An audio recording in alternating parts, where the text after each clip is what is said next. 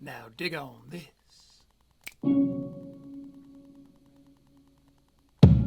Spider-Man 3 with Eddie Brock.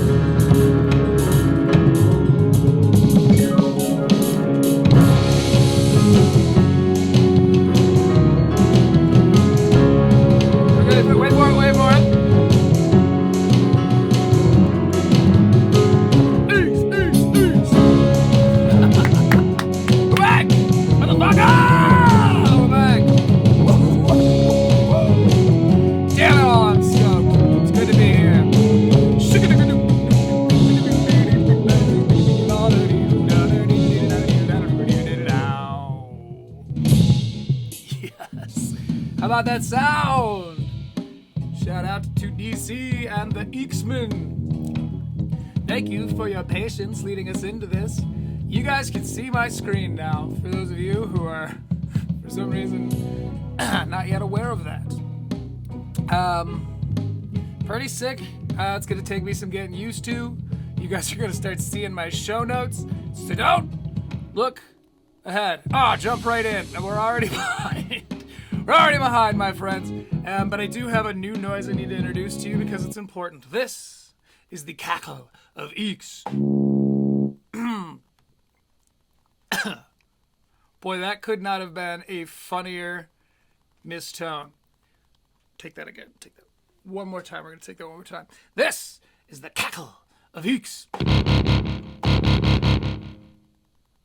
When you hear this sound, remember to turn the page.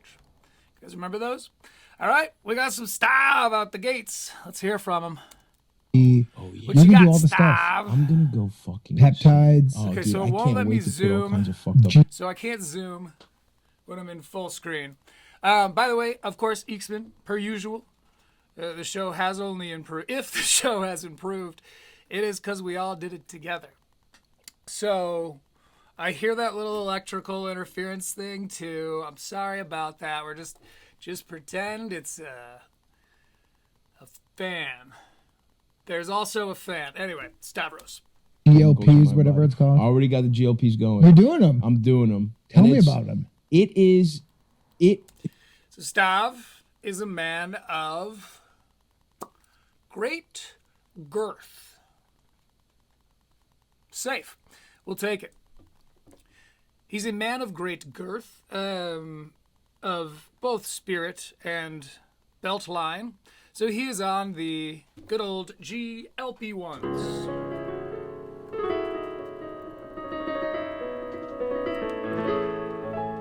And he works hard. He's been working on his weight for a long time. I'm not here to attack that. Eeks cackle. So this is a fun. I wanted to have this to tell you about this because when you talk about how It's fun. It's different. I don't have my same monitor to look at. I'm just lost out here. I'm like a parrot without a mirror. I am a lot like a parrot without a mirror. it's easy to binge. It's like it's not even just genetic. It's so in your head. Because right now, Let's talk about food. when I'm so stressed, I am beating through it, dude. Stavros only wants communism. Let's take it again. Stavros only wants communism for the diet. This fucking medicine stands no chance. He might not even be a communist, might be a socialist. I don't pay enough attention to politics. I just think it's funny to attack people's political beliefs because it's so upsetting to them. So that your body's going, Stop. I'm legit not hungry, brother. Stop. And I'm like, I No. think we need the. Don't worry, we're going to bust into some Celsius later. Still got my broken leg here. We'll keep you posted on that too. Those dumplings is. Oh, Yeah, we'll cover what happened in the last episode. Well, So what would happen to me is exactly that. I would take the fucking shot, and then I would do that thing. By the way, the funniest thing about this Ozempic era yeah, is all these liars. of course. All these liars, all these people. Now, what I thought he was referring to was the whole like, oh, you know, fat is beautiful thing that was going on for years and years. You all remember, and then all those people, your Lizzos of the world, when there was suddenly a way for them to reach a healthy weight, well, by God, they did it. So I thought that's what he meant by liars, like liar, liar. I need to get that soundbite, Anakin. For now, we'll just have the eeks cackle. But yes, I thought that's what he was referring to, but he is actually talking about. This is weird. This is a weird. I got to get back in my flow of things.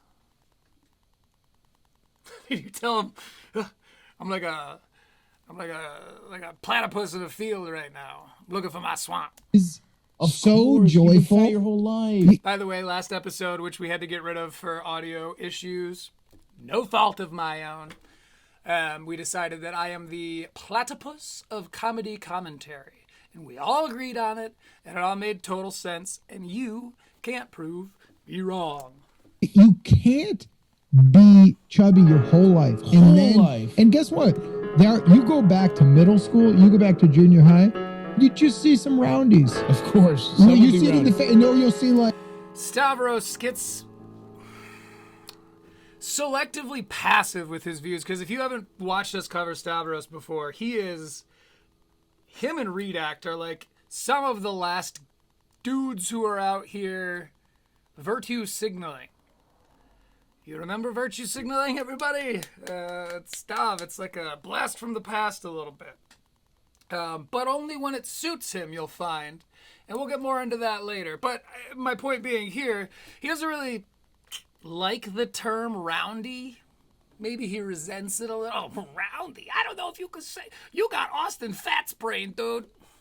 I kind of do a little bit of a Bobby Kelly in with my Stav, which is really too bad. Because Bobby Kelly's a hero and Stav is something else. like during like baseball season, I was like that. Yeah. And then all of a sudden during summer, it's like you're like, so Yeah. that's what it's gonna be. If all of a sudden Well, maybe, some people who live in the South don't get to enjoy the luxury of being outside during the summer, and some people gain a little summer weight. All right, new guy? I get skeleton skin, By the way, I really like this guy. I've seen him on a few interviews. He's obviously an actor. He's obviously media trained. But likable. Charming fella. Yeah.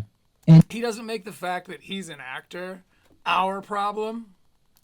And we appreciate that here at CTE. you go, what's going on? And I go, hiking. Hiking, bro. How fucking much? So he's saying, I hate all these liars. If you've been fat your whole life and all of a sudden you lose a bunch of weight, What's going on? And I go, hiking. Hiking, bro. and you ask them, well, how'd you lose all this weight? And they tell you hiking. That was what he meant by liars. That's fine.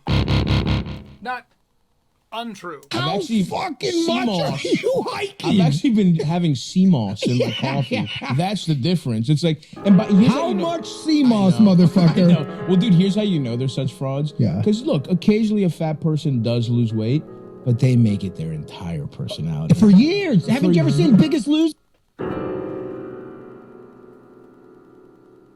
Do we not remember?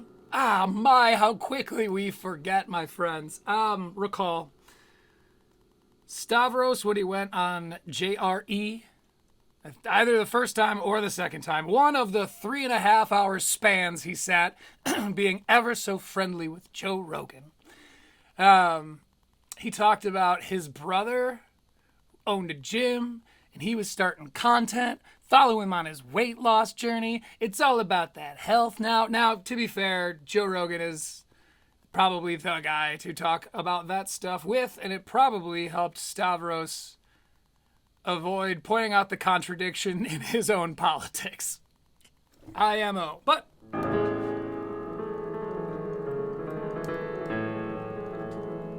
let's get back to it. It's like, listen, if you actually Agreed. lost all that weight, We're seeing gym selfies every fucking day. And also every day. Yeah, Not or you'll like make a whole channel about how look at me losing weight. just one occasionally cover your Don't get me wrong. I get that this is a little bit bad faith here because he's a fucking comedian and a content creator guy, and this was just a good. I mean, you might call him a good content creator for this, but that does not negate the latent hypocrisy, and that's what we're going after him for, per usual. tracks. but this is the mean way of putting it. Oh wait, I need something for when I'm covering stuff. Don't worry about it. Don't look. I know you can see how. You don't got to take advantage of that. Just trust old Eeksy, baby. When a fat person loses weight, they don't look great. They look weird. They do, yeah. It looks like they look melty. Well, if you've particularly in your head associated this person with a certain fullness, Yes. and then Stop yes, it. it can be a real problem when you get the fucking perky pussy neck. Okay, sorry, we gotta go back a little bit because he said something fucking hilarious. We're gonna call him Nick because I think that's his name in the New Girl. Yeah. So tell us, Nick. Tell us what your real thoughts are, and let's watch Stav scramble to not share his opinions. It looks like they look melty. Well, if you've particularly Going back a little farther, you already know what he said. We're talking about GLP-1s. He's saying melty. We'll get there. tracks. But this is the mean way of putting it. When I love this guy. a fat person loses. You know what I mean? There's something so charming about saying something is mean before you say it. I know it doesn't again negate the meanness of what you said. However, it's just you're acknowledging it. I think that's important. He might be a Chicago guy. Actually, I'm fairly certain he is a Chicago guy. So I'm from like here, and then this is a big ass lake, and then Chicago is like here. From my favorite beach, you can see Chicago on a clear day. Shout out South Haven. Ugh, I made myself sad. Anyway, Weight, let's listen to something hilarious. they don't look great. Also, Every day, not just one occasionally cover your tracks. but this we is went the back. mean way of putting it. When a fat person loses weight, they don't look great. Stavros goes. And I make this sound when I'm being like sarcastic, like, That's the funniest. Yeah, I do that to people. If someone says something that's like ridiculous, but I'm like, I'm not engaging. Listen to him. He goes, if you're fat and you lose a bunch of weight, you're not going to look good. And Stavros, whose personality is this, he's just pretending like he doesn't think about it fucking constantly. He goes, Oh, buddy. When a You mean I'm not going to get my dick sucked? fat Can't I get just a little piece of pussy? person loses weight, they don't look great. They look weird. They do, yeah. They look weird. Yeah, they sure do. They sure do look weird. Shit. It What am I looks doing, like man? they look melty. Well, if you've particularly in your head associated this person with a certain fullness, Yes. and then yes, it can What do they call it? There's a 4-letter word and it starts with a C. It's cope. It's cope. And ends with an E. It's cope. It's cope. be a real problem when you get the fucking Well, some people look like shit. Fat guys lose weight. They look bad, but not always. Like, it's just because of your perception of them. Because the floppy skin and the gross melty face, that's all you not being used to the fat guy having flabby skin and a gross melt. I'm not getting my dick sucked. Fuck. I'm not even gonna different. get a little piece of pussy. pussy neck. But all of a Pussy neck. sudden, these They call me pussy neck. Oh. Ozempic people, I think it's because they're dying and their body's eating itself. Keep it up, Snob. You look good. They skip that stage. yeah. So they just look modelish, but they don't have the face for I it. believe it's Modelian. The So face you is just tough. go like, you're really skinny and weird now. Now, again, I don't care if you You're really skinny and weird now. Yeah, skinny being weird. Totally. Read the room, Nick. Take testosterone. I also, what's different about 2020 changed it. If I'm at work with someone, let's say you and me are doing a scene together, and you smell like a brewery, couldn't care less. Right. If you don't remember your lines, you smell like a brewery, I'm going to go, he's drunk. If you come. Not cool, Nick. Didn't they teach you in Chicago? Snitches.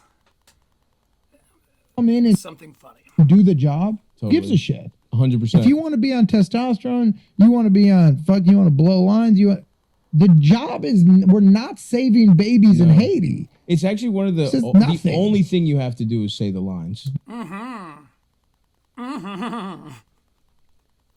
I think that was a little, because I was listening for sound check. I listened to this back through, and as I was hearing it again this morning, I was like, I think that's a dig. I think Stav got his feelings hurt. One of them got below that protective layer of, they call it blubber, the whales have. I mean this respectfully, of course. Something got through, and he didn't like that, and he's kind of spitting some venom out. Oh, you know, all actors do. You just the only part is you have to say the lines out loud. That's it. You just got to say the lines. He's underestimating how hard it is to be a great actor like Brad Pitt, who, by the way, don't go Google Brad Pitt airplane incident. Please, guys, please stay away from there. We're not going to talk about how he, in front of a bunch of people, poured beer and wine on his young children. You guys, we're not getting into it, because actors, I hold on a very high regard, seemingly unlike Stavros. Do the job. And then emotionally, if they go, hey, in this scene, actually, we need a little heart, and you're so bombed out of your brain that you can't feel anything, you're bad at your job. Right. I don't care how crazy you are. I don't care. Nick pivoted. He thought Stav was a comedian like these comedians say they are like. Stick with me. Comedians are constantly going like, oh, you know, you got to have a tough shell to be a comedian. You know, you got to be. And this is not my take, but comedians are some of the most sensitive people online. And they don't like to talk about that. Sometimes Dan Soder will, but again, only really when it suits him. Ooh, we're getting into Soder today, don't you worry. Also, if you think that if you're listening in and you're like, oh, I like comedy commentary, but this guy's all negative, it's hack to be all negative, okay? I'm not going to do that. I speak fairly, clearly, and honestly, and I just don't really like stuff. But we are going to be getting it. In fact, I think the entree of today's show, at least for the first half of the show, we're going to be getting into a story about how Joe List is a good father. Be pretty cool. But we're getting to the crux of the biscuit here. When you have those actors where they're like, they had a nervous breakdown, they were shirtless in the middle of the street, but how were they at 5 p.m. at call time? Yeah. What did you get that day? And they go, so you're right. They had. He's kind of talking about like real-time death of the artist theory, which I've been practicing for years now. We've had to. Watched all the greats fall on their own fucking swords.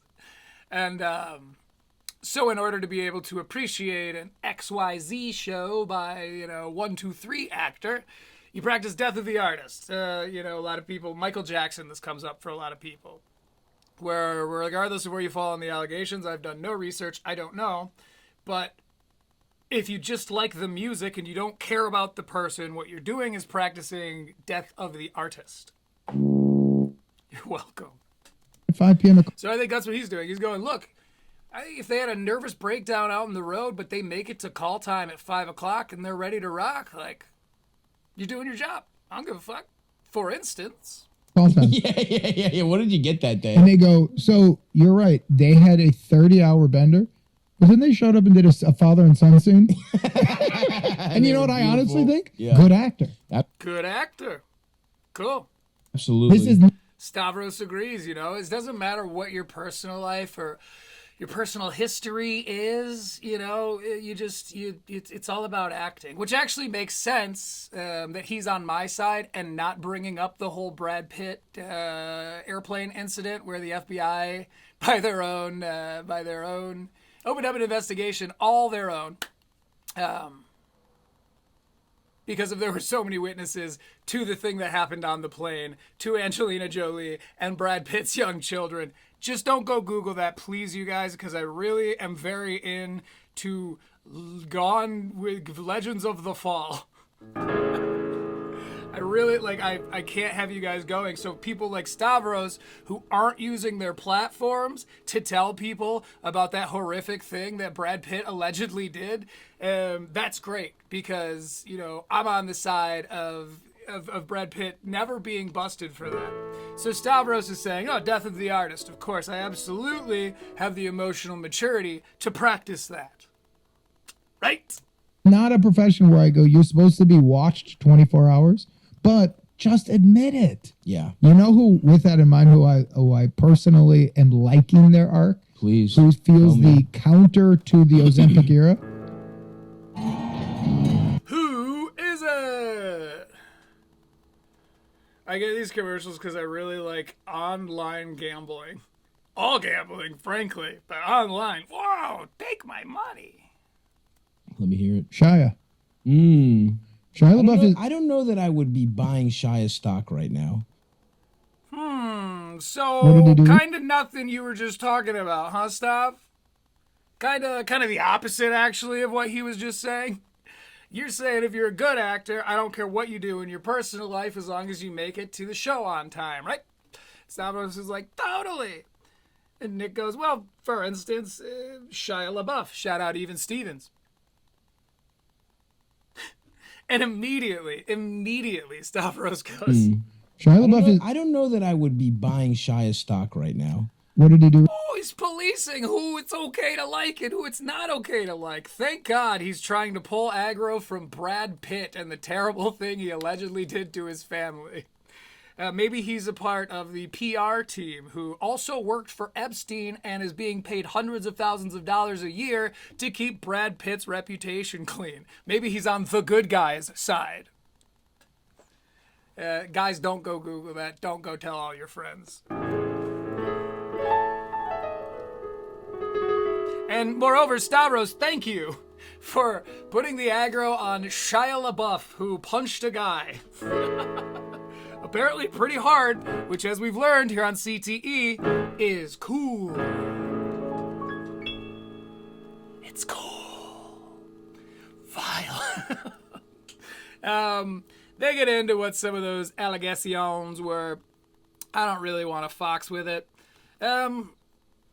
Stavros Halkias telling people what's okay to like. And, to wit, he's keeping Brad Pitt out of his mouth, and I'm pro that, but what I'm not pro is contradiction.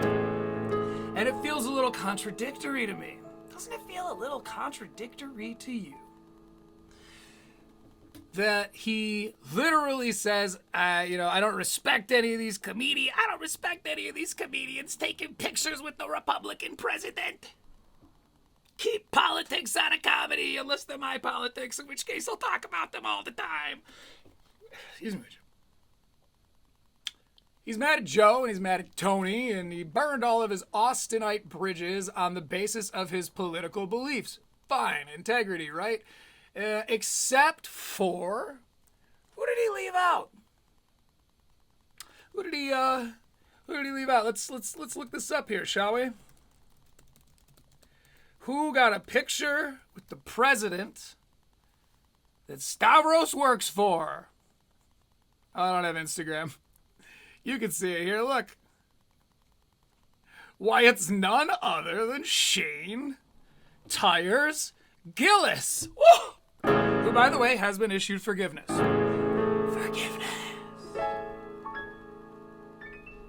For his refusal to participate at the Riyadh Comedy Festival. He's a man of his scruples. You know who I wonder maybe isn't a man of those same scruples? Stavros. Is it Stavos?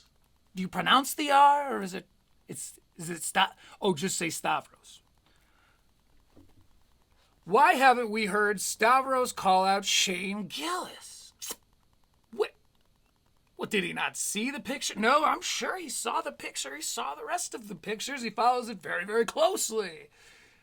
So what? Oh, do you guys think it might have something to do with the fact that Shane can benefit his career? Do you think Stavros maybe has only gotten this brave with his political beliefs, which I don't believe? Not that I don't agree with him, I don't believe he believes that.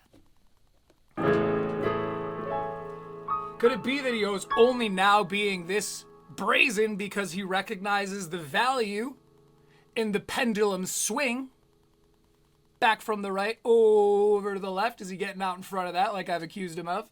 The left wing grift, as we call it. And with the second thing that I didn't just lose in my fucking head. Damn it.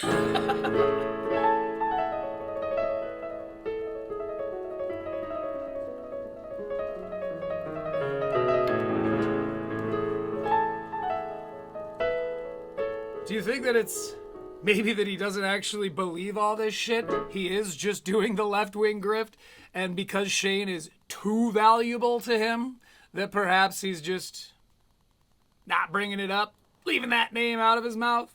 Because he's dropped hard names before. Oh, by the way, the other guy was Jake Johnson. Jake Johnson, everybody. That's the most straightforward name a fella can have.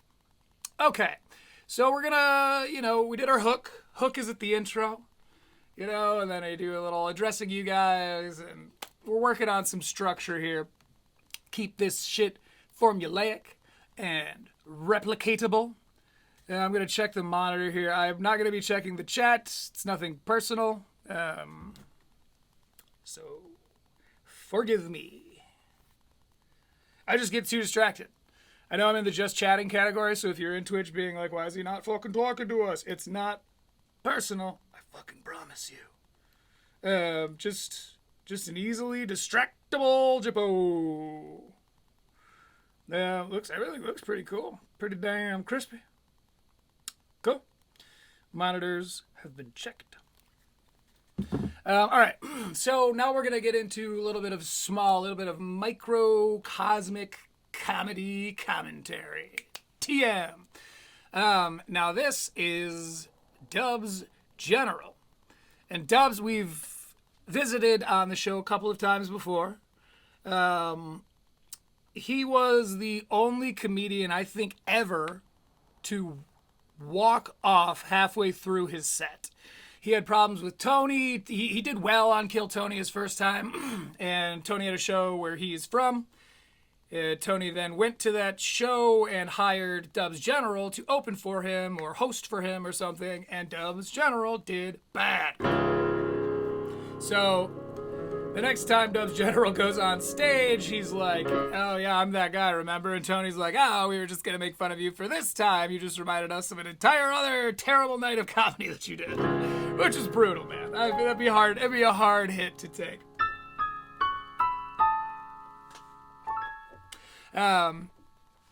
However, he's been doing this. Dubz General has his own YouTube channel. He's kind of got this scrappy underdog thing going on, which I respect.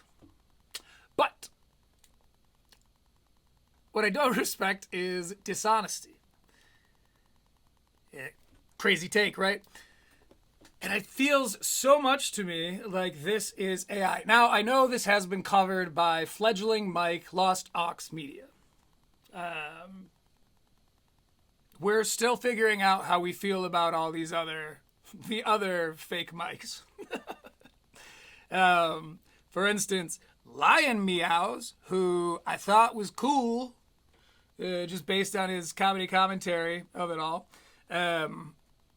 I woke up last week and I'm scrolling through Lion Meow's posts because I watch him very, very closely. I'm a watcher. I'm a studier. I'm studying these things like Tony Hinchcliffe studies race. And on his posts, his community posts, there's like 7 likes on this thing. It's brand new. It's only been out for a very short amount of time. This will become important later. And so I open it up and it says a woman has been found having been behind an abandoned house.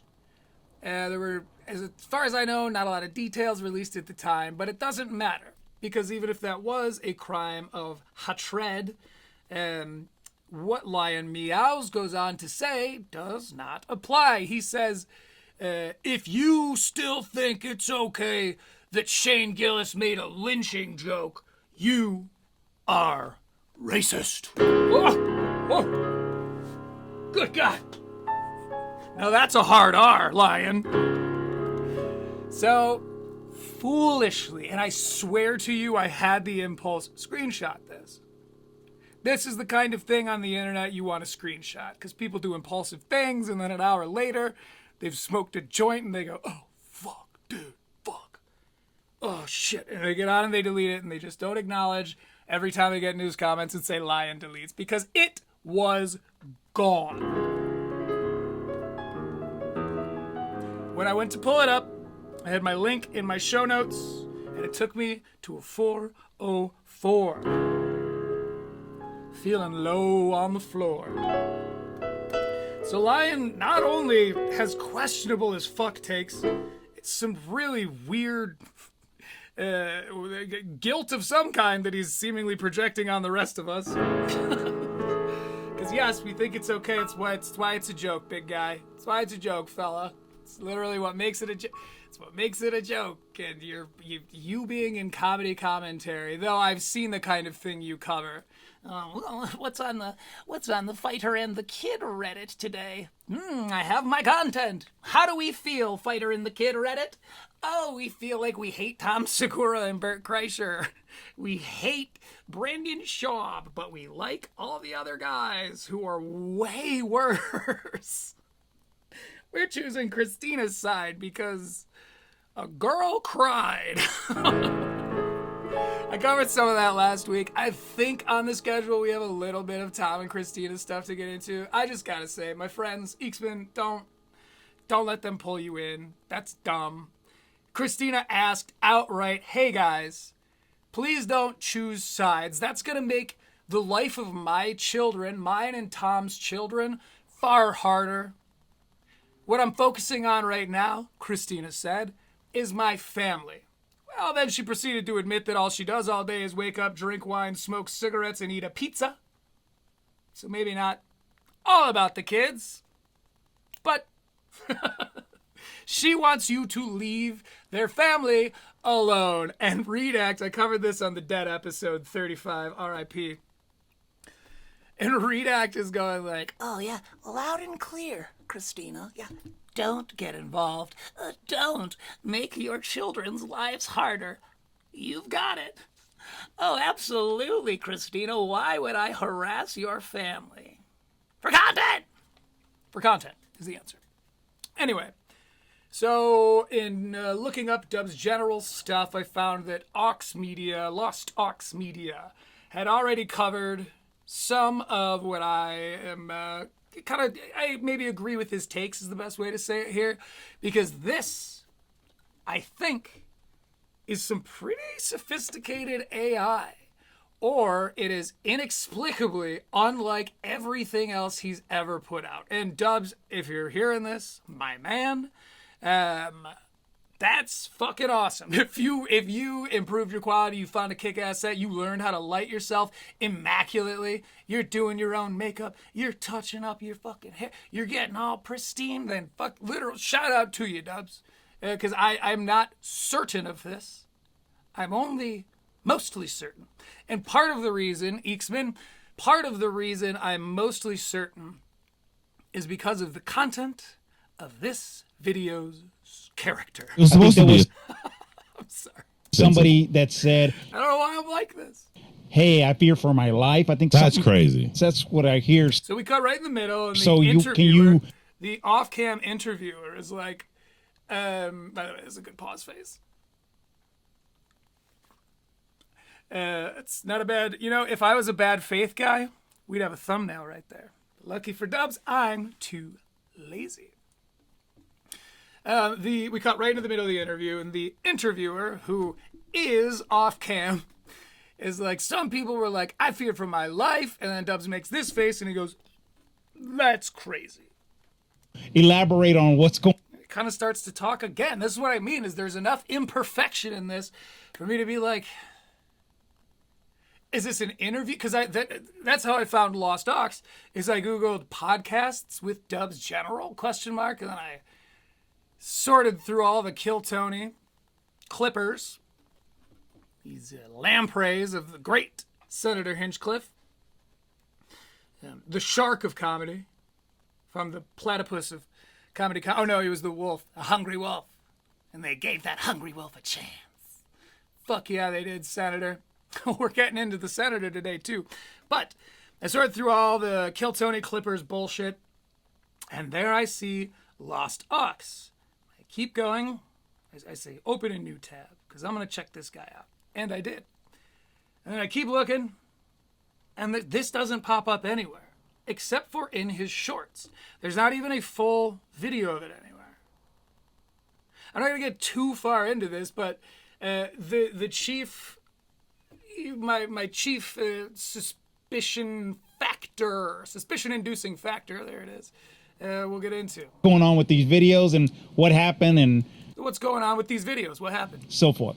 So I wanted to come up with a movie, and a little short movie called Kill Tony. Fun stuff.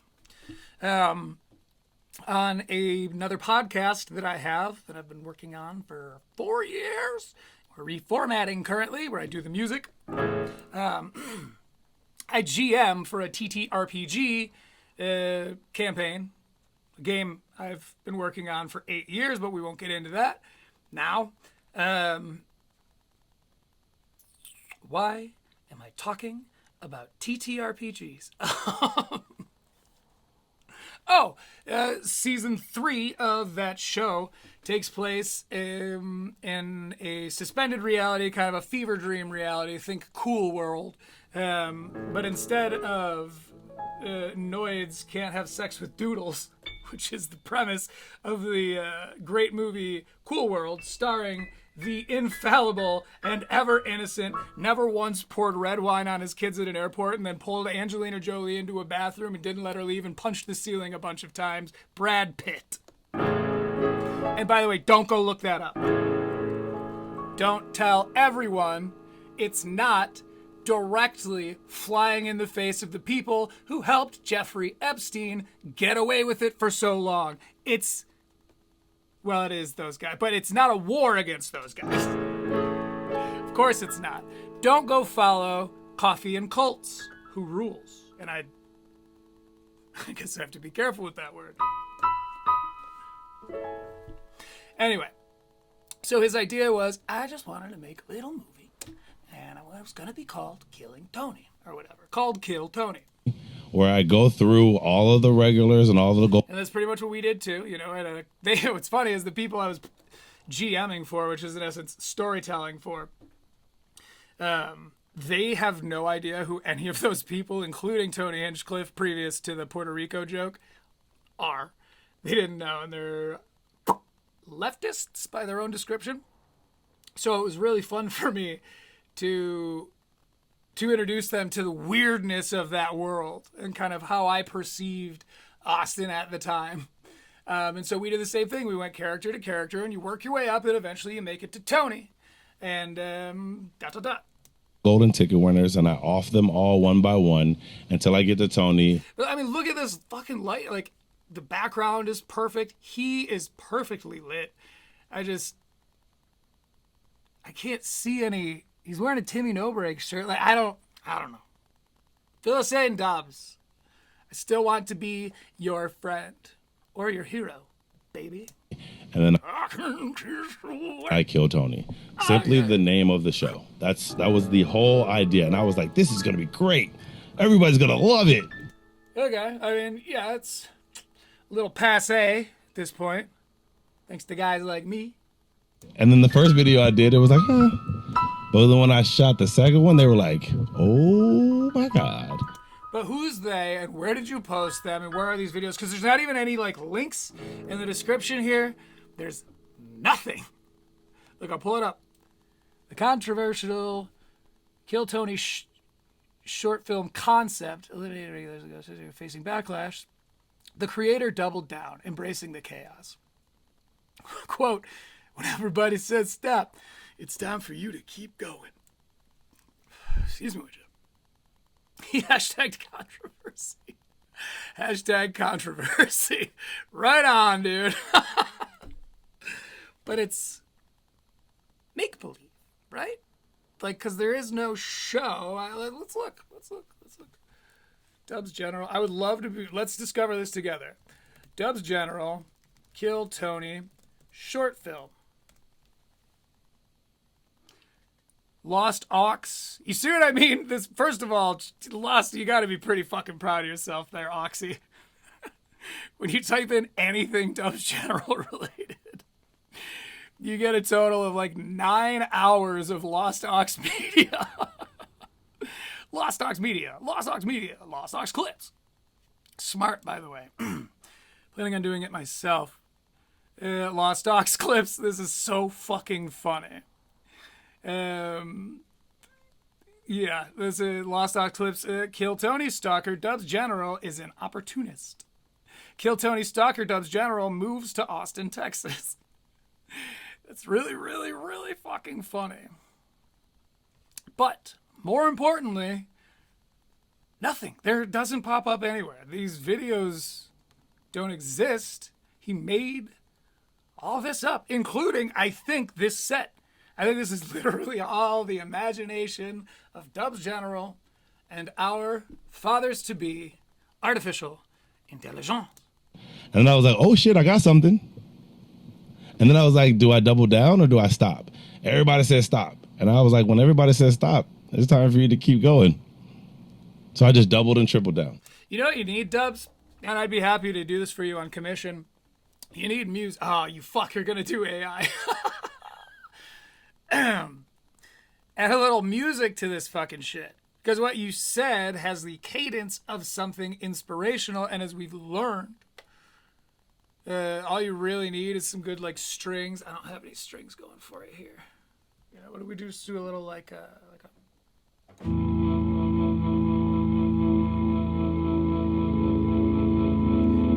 You know what I mean? You kind of build maybe like a marching snare type shit. Yeah, I got one of those. I got one of these too. I wonder if you guys can hear that. Probably. Okay. So that's our coverage of Dubz General. I mostly just wanted to get his foot in the door because we will probably be following his exploits, as things progress. Should be fun.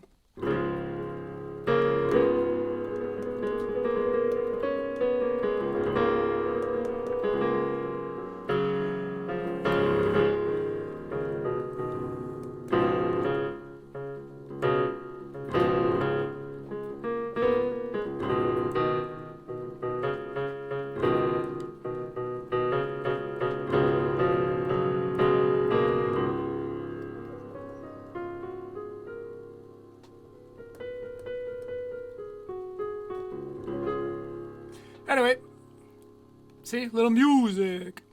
Getting into it next, we got our buddy.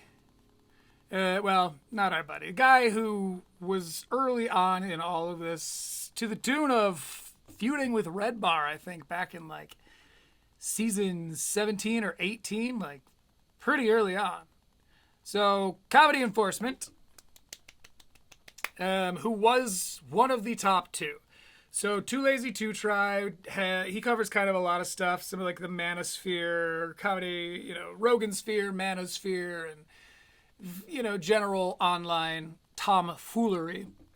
But he was doing, Too Lazy to Try, How I Found Red Bar, because I was watching Bad Friends at the time, and it popped up in my feed. I think because of that, the algorithm sent me Too Lazy to Try covering Red Bar and Andrew Santino. We know Report It, Fuck That Clown drama. And then I watched Too Lazy to Try, and I was like, who in the fuck is this? And the rest, as they say, is his story. Oh, right. Okay. I don't know how Reddit works, but from what I've looked up, I went to log on to the Critical Leaks Reddit the other day and found that I was permanently banned. Wait, minor.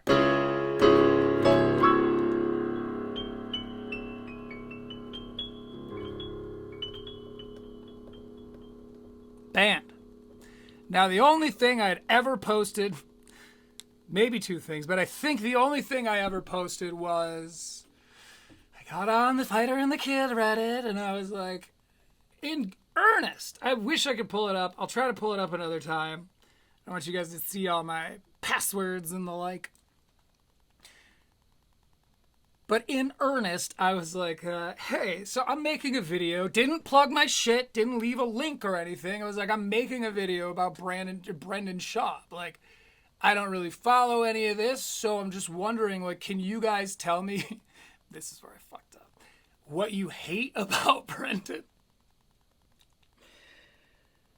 I think I got fired for literal hate speech in that I spoke the word hate.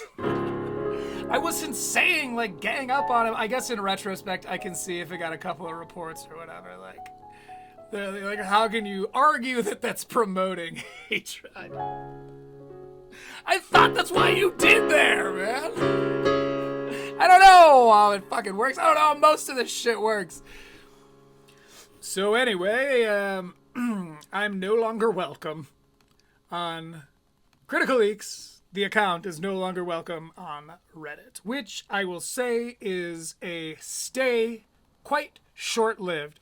The good thing is I don't ever need to get on the Fighter and the Kid Reddit. I can just follow Lion Meows and he'll just recite everything he sees on there. I mean, rather than like take some time to think critically within himself. He'll pose this critical lens. Now, granted, I've watched about 2.5 minutes of Lion Meows, but I'll speak like I know it anyway. He'll talk like he has all this knowledge, but you can tell that he's only watched like 2.5 minutes of the guy. No, I'm kidding. From what I can tell and what I've seen in his posts, he'll focus the critical lens on seemingly everybody but himself. And if not, then your lens is scuffed, my friend, my young friend.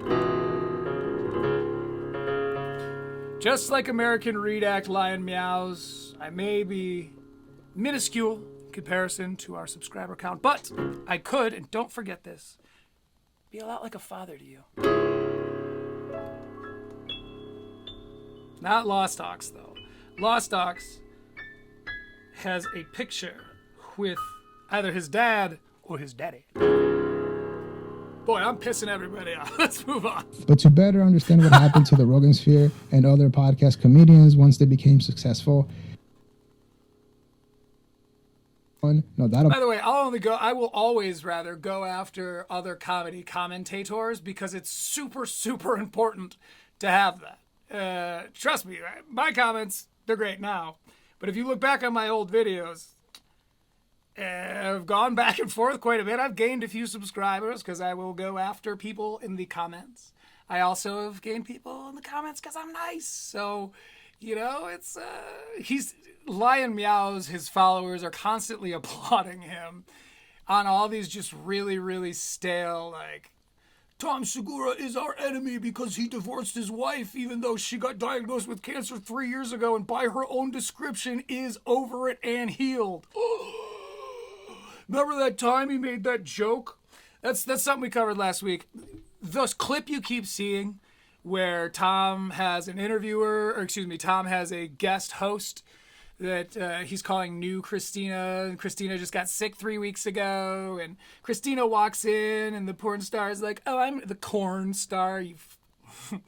The corn star is like, oh, I'm new Christina. And she goes, oh, well, that's so clearly a fucking bit. Obviously, it's a bit. But why is it that you think only Tom can make jokes? Why is it you don't think that the professional woman comedian, the comedian, was in on that? Oops.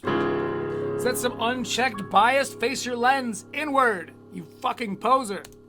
About that, we talked about it on the and moving on. Last video. However, now there's no one else to. So I am kind of borrowing this clip from Comedy Enforcement, but I literally left some of this part in just to keep myself honest here, because I'm not like, I'll nab clips. I'll nab them. Go check out Comedy Enforcement if you don't already follow him. He's been making content again. This is his, I believe, latest video. go watch his comeback video because it fucking rules. He's doing like a noir voice. But then the money got funny. And it was not so funny anymore. It's very cool. Very, very, as I said, noir. Lame. There's no one holding them back, and we saw them go from outsiders to now some of the biggest names in comedy, and now we're watching the aftermath. But to better understand what happened to the Rogan sphere. Okay, so he's talking about the Rogan sphere, you know, just a general overview. I think he's kind of taking more of a historian angle than a contemporary comedy commentary angle, which, frankly, Enforcement, I think you are relatively uniquely suited to do that. I will always watch your shit, regardless. I watch it when I didn't agree with you. Can't help but notice you deleted the Mike video, the fight with Red Bar, but probably a smart move. Oh yes, he should continue on this angle, because right now he's talking broad strokes, what happened, not what is happening. And other podcast comedians, once they became successful, Kill Tony is probably the best place to start because the show really shows how big the movement still is. Is that your buzz? Whose buzz is that? Kia, please don't look up how we're really easy to steal. Kia, no, what Kia boys? Ooh, chapter 1. You see how he's doing this cool, like, noirarian thing? I think you can't really do noirarian because noir is French, and Aryan, Aryan or Ian is more of a, Aryan is more of an Anglo word. Woo! Clip it. So Tony, Never do. Is that a didgeridoo? You're out here wiling, sir. I'm a huge fan of his comedy. I've only, met him a couple times. I don't know him particularly well, but he's actually It's in the same key. more political, I would say, than most. Sorry, we're going to go back, but I just realized the didgeridoo that he's playing is in the key of Eeks. We need this staccato.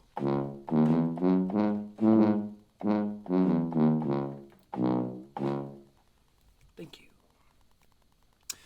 Let's get the wobble going again here. Tony, I'm a huge fan of his comedy. I've only, met him a couple times. I don't know him particularly well, but This, by the way, is Vice President J.D. Vance. And J.D. Vance is about to corroborate one of my prophecies. Well, kind of. he's actually He goes, I don't know Tony Hinchcliffe very well. We call him Senator Hinchcliffe here, Vice President Vance, but, he'll earn that someday, won't he? more political, I would say, than most comedians. Do you think that's Yes. fair? Yeah. Okay. Tony is more political than most comedians. Thing is, politically involved, recently.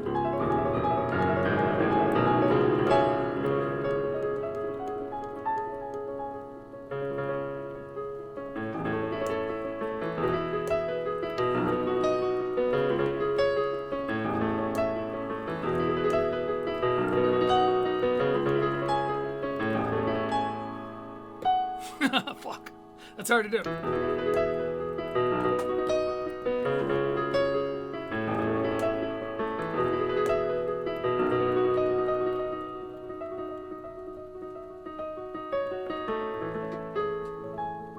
So that's me celebrating because J.D. Vance, the Vice President of the world, just said that Tony Hinchcliffe is more political than most comedians. Oh, beautiful for spacious skies, oh, Tony Hinchcliffe reigns. Okay. They canceled the White House Correspondents' Dinner because of that attempt. God damn it. Oh, you had a bunch. What's Lion Meow's take on Kill Tony? Is it wildly predictable and unnuanced? Is it without subtext and absolutely the on-the-nose opinion that his more successful comedy commentators are reflecting? Is it exactly that? Correct me if I'm wrong. I would love, Lion, I would love to be wrong. I think it's so cool that you're feuding with Joey Diaz. I'm like, oh, fuck, Wookie? Even on the last episode, I started covering Joey Diaz's special in no small way because I know he's watching this corner of the intranet. So that part's cool. You have so much potential. We're all still young. You ever watch season 9 of Rick and Morty? Watch Rick Gully. It's a damn good one. And right now I'm just a little microbe, and you're a slightly bigger microbe. The mean one with the poker. But we're all on our way to the tree, aren't we? By the way, Rick and Morty season 9 is an absolute return to form. It's been a long time since I've sat down and laughed and thoroughly enjoyed. My theory is that Harmon is more involved in this season. I think maybe his passion got reinvigorated. He's like that. He is a literal genius, so, you know, shit gets a little weird for the guy.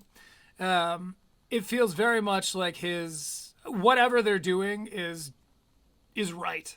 I thought it was a show in its death throes, but season 9, cover to cover, all hits. Anyway, Vice President J.D. Vance said that Tony Hinchcliffe is political. Now keep in mind, I don't know the history of any of this shit. I don't fucking follow politics at all, but I do know he's the Vice President of the world.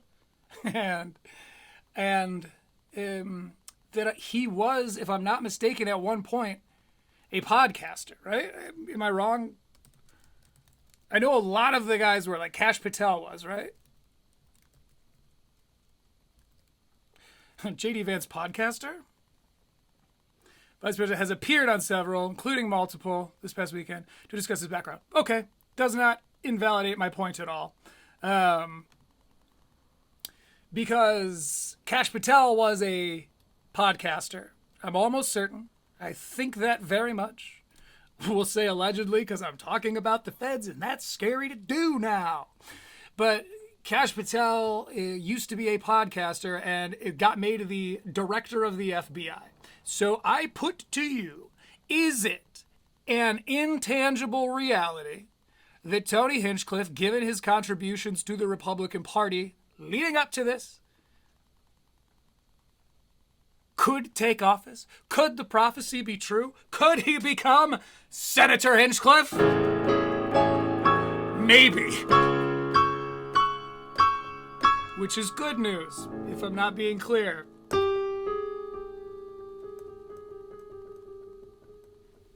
So, that might be all I have to say about that. That's all. I mean, what more need one say? Oh shit, he's talking more about him later. Okay, cool. We go to 4004. Someday I'll figure out how to not let you guys see my notes. But just don't read them. Spoilers, you know. Have a little integrity. Wait, I don't have to. Okay, 4002. Here we go. What if I told... An ad. He's earned them, you know. And he's not an egregious ad placement guy. He's not one of these redacts who puts them every 3.5 minutes. Excuse me. Now, I know Redact knows that that's wrong. By the standards he himself has professed to holding himself to, calling himself within the Mike David sphere. Then he proceeded to say that no one should ever say the F slur. These are words that no one should ever say. The classic Redact squeak. I gotta quit talking about Redact or we're gonna have to pivot. Whatever I was talking about. I'm just so excited to be back, man.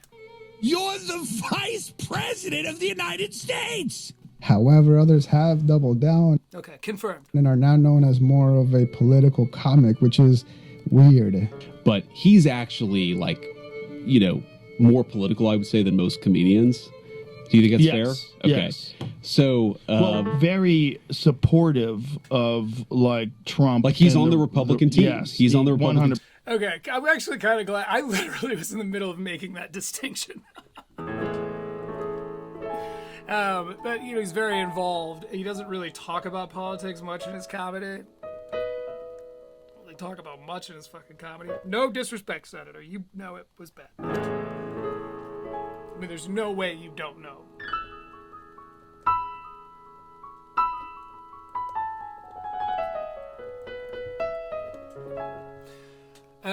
So he's more political. 100%. So- That's because he's experienced so many loony left-wing people in absolutely. California. Yeah, and yeah. that's why he had to move. I have also experienced that. See, being from Farmtown, Michigan, I thought I was very, very left-leaning. I was the hippie, you know what I mean? Because I have long hair or whatever. Like, I was, like, fringe left in Farmtown, America in the late 2000s. Then in 2015, I moved out to Eugene, Oregon, not only on the West Coast, but a college town on the West Coast. Favorite place I've ever been. Never go. Because we don't want to Austin it. and when I got out there, never in my life have I felt so rightist. I was like, wait, what? Like, sure, yeah, like I'm all about like not killing, not start, no war and all that, but also like guns are important, right? Like, yeah, no, you should never. We shouldn't have police or firearms. This dude and his girlfriend and I were smoking a cigarette, and he says that to me. He goes, I don't think we should have police or guns. And I was like, all right, well, so it's girlfriend, come here. I'm not gonna use their names. Girlfriend, come here. I kind of stand her next to me, and I go, male West Coast guy, she's mine now. I keep her. This house, which was his house, this house now belongs to me. Give me that fucking cigarette. Now, don't you wish there was somebody who was bigger than me, that had guns, that were scarier than me, who could come give you back your stuff? I said, Timmy, people like you need the police and guns. More than anyone.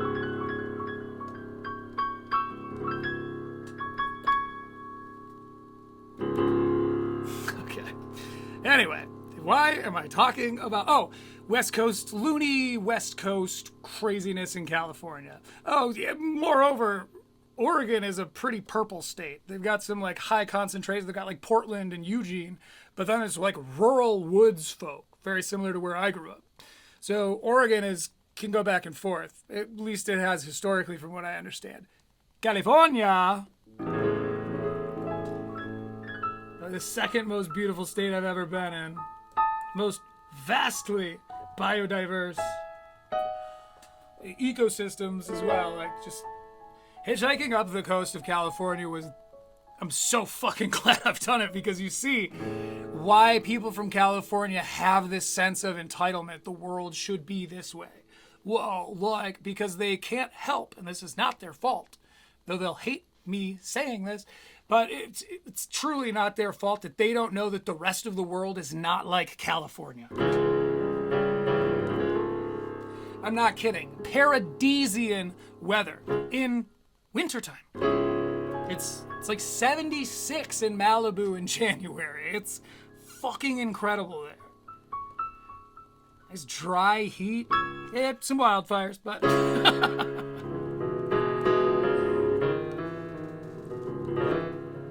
Fuck, I live in a swamp and we have wildfires, so it's gonna happen. So yes, these loony Californian leftists pushed Tony into politicking and politicisms.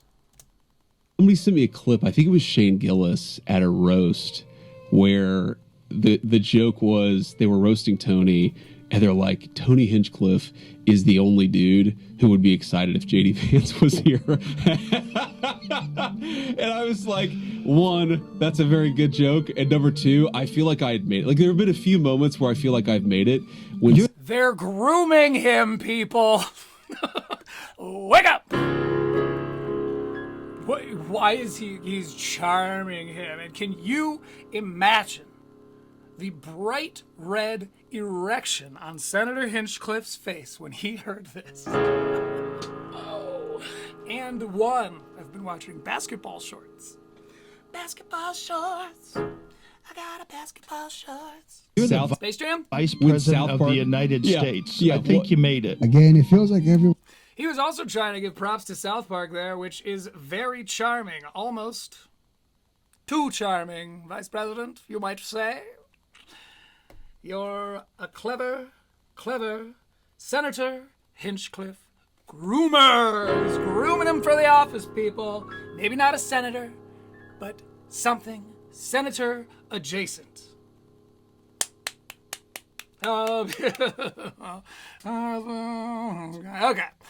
Thank you, Comedy Enforcement. I appreciate you letting me borrow your stuff here. Everyone go follow and subscribe and comment nice things to Comedy Enforcement. Probably already are fully aware of who he is and the history, perhaps more than even myself. So, now we are going to Dan Soder, and look how I spelled Chrissy D's name. That's fun. That's a little word comedy, and that's for me. Chris E.D. I got your ass. We're going to 115, apparently. So he does this podcast in his car. Sure, cool, fine, clever. I wish maybe that they used this setting. You know, it's like, it would be like if when Game of Thrones was good, or House of the Dragon, hot D. If when House of the Dragon was good, they only focused on the politics and the sexual dynamics in the families. And don't fucking get me started. I will go. And I'll probably do, I intend on making content about it. It's perfect crossover for me. It's infuriating what they've done to that show now. But when it was good, it would be like if they had focused exclusively on the human elements and just ignored the fact that there are dragons and magic and wargs, oh my, around them. Pretty similar to what Chris E.D., ha, you blue chew chomping motherfucker, Chris E.D. is doing here. He's sitting in his car. There are New Yorkers walking past, but none of this has anything to do with the podcast. It's, by his own description, just a cheap way to put on a pod. So, okay, I wish some people will talk to them, but they always act annoyed, and they're always kind of, they would be very volatile, and you're more man on the streeting it, and you're not all Ryan Long. You couldn't be. How could you be? Ryan Long's IRL interviews of the last 5 years are where he belongs in comedy. His sketches are pretty good. His podcasting is bunk, but his IRL interviews, he's very very clever, very likable, like a little brother's friend who you think is cool, but also you've beat up a few times. When you're kids, I'm talking about. You were like the last one one of those last ones to get sober, where some guys were like, "It's got to get Dan out." The fuck? Did it not properly click? Okay, we're going back to 115 here. We'll get back to Dan Wife or whatever. Yeah, dude. I feel like this move, like how you're living right now. I know you don't have kids. Are you married yet to Katie? Not married yet, but we're still. It's coming. I just call her my wife because. That's another one for Eeks. And one. Basketball. How long have I been saying that? A couple of weeks now. But before this came out 2 weeks ago, I was saying that because I heard him start to say wife. I heard him referring to Natalie or whatever his girlfriend's name is. And he was like, well, my girlfriend is blah, blah, blah, blah, blah, blah, blah, blah. And I said, Dan, I bet you're one of those guys who just calls her your wife 'Cause it's just easier to do. By the way, great job on tires. But I think you're probably one of those guys, is what I said weeks ago, more than 2 weeks ago. And sure enough, who comes in to corroborate all Eeksy's theories? None other than Dan. Can you smell that, Soder? That's what I was doing. Yeah. Now, we actually. Oh yeah, congrats, buddy. Thank That you, just bro. happened. Jasmine and I actually. Almost like they're not really friends. Almost like they're friends like the open micers I used to hang out with in Kalamazoo were friends of mine. They're friends, like we're homies, you know, we hang out, but like they don't know, like you move away and you don't call them. I guess maybe that's what things like Instagram, Cool Kid Facebook are for. I don't participate in those things. I don't have the bandwidth. I don't have the spoons for it. Actually got married like for real 3 weeks ago, but I've been saying she's my wife for maybe 10 years. That's what it No comment. is. Rather, comment already made. Yeah. The fiance is good for a year, Yeah. and then you go like, it's like a cream-based thing in your refrigerator. You go, it's spoiled, It's boy, yeah. because then they go, Oh, it's better to just lie. It's better to just tell people it's wife. You have a girlfriend and you're 50, asshole. It's not that bad to be engaged for a long time, but you did make me like you less.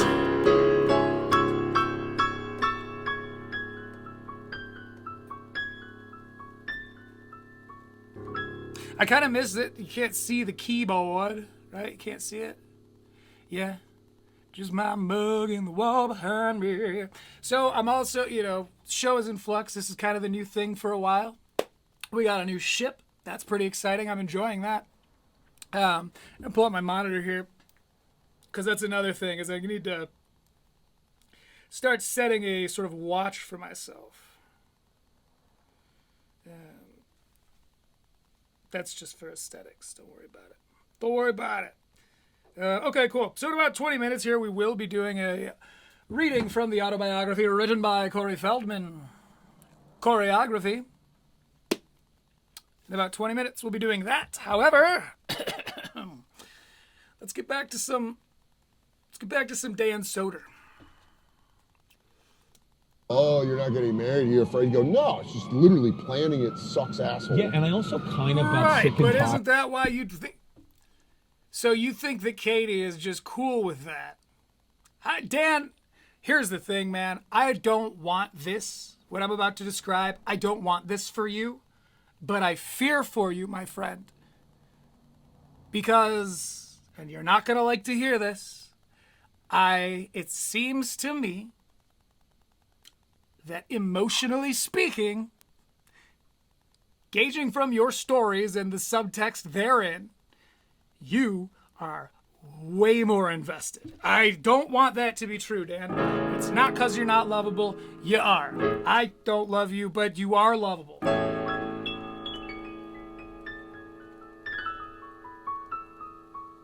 See, honesty here. But that's more of a red flag than you're thinking. Like, oh, Katie's just cool. Katie's just cool. That's why she's not in any kind of hurry to, progress or commit in our relationship in any way. That's why she also doesn't want to commit. Like, it's not just me. It's like both of us. It's the planning. Realistically, it's the planning that I don't want to have to do. It's the planning, Dan.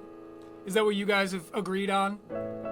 And you were like, hi, so you didn't want to bring it up again. And you sort of got your feelings hurt, and there's kind of a Pandora's box of emotion there that's ugly, bro. Again, I hope you can tell, I don't relish in these parts. I call them like I see them. And I may be wearing sunglasses, but Dan, they're prescription.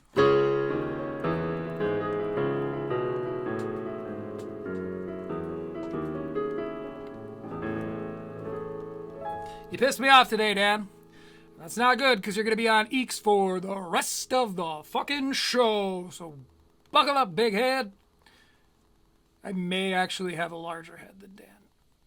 I have a head almost as big as Samuel Haid, as Crom the Great puts it. Oh, this is 2304, titled Cowards Being Cowardly. I imagine it's juicy stuff. Go to the Guy Code party. Okay. And then I start drinking Heineken's shots of Crown with Heineken backs. Yeah. So I'm doing. You sounded cooler then. Say it, you sounded cooler than you now. Don't sound that cool. You're not supposed to shoot Crown. Yeah. I want that. For the record, I'm not against people getting sober if that's truly what's good for you. I just think that it's weird that the therapist that 8 of your favorite people all have, the same guy, this will include, but is not limited to, let me pull up, I have the file, bro. Did you know that, doctor? I have the file. Alan Lefkowitz, therapist to the stars. Bobby Kelly, Brandon Sagalow, Dan Soder, Joe List, Jordan Jensen, Marcus Norman, Ronan Hirschberg, who rules, Sam Morrill, and Stavros Halkias have all or are still being therapeuized by this guy, Dr. Allen. And it seems so weird to me that his blanket cast form treatment is get sober, get famous.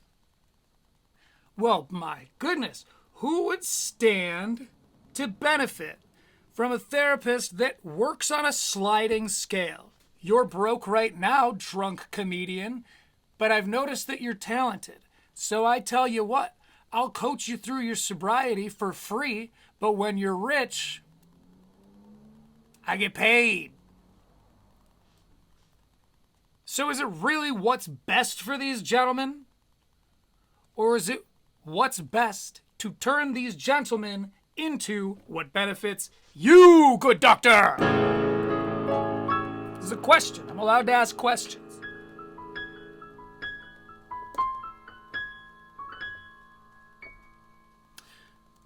That purple bag, baby. Yeah. The purple bag does rule.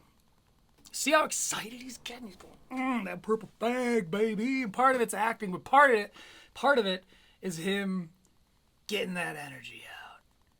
And we've got more of Dan's energy he needs to get out. Coming up after the reading of the autobiography written by Corey Feldman, Choreography.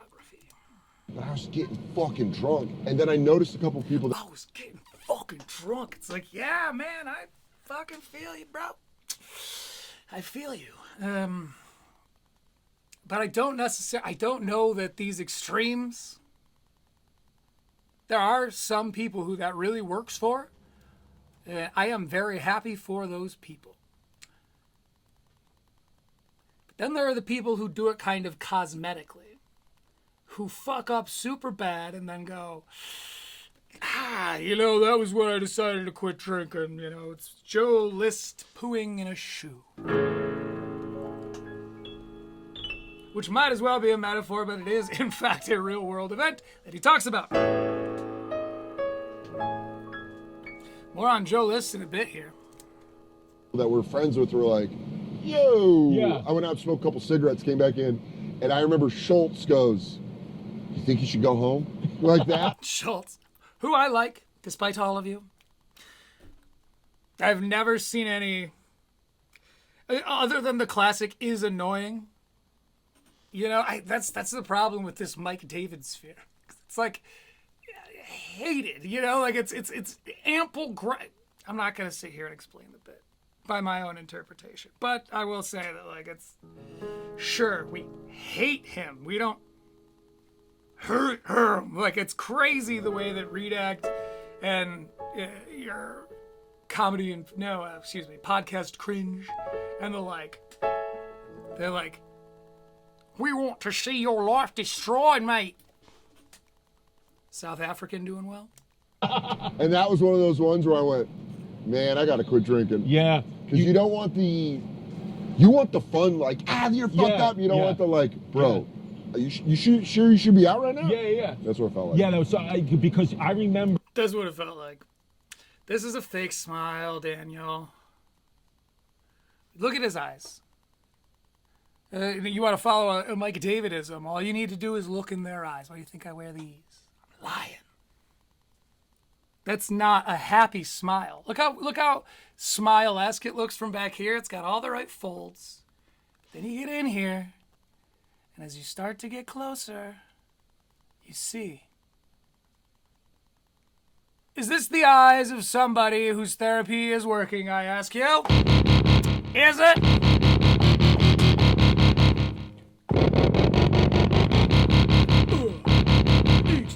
Eeks. I don't know. Maybe he's fine. Maybe I'm off. You For the first time today.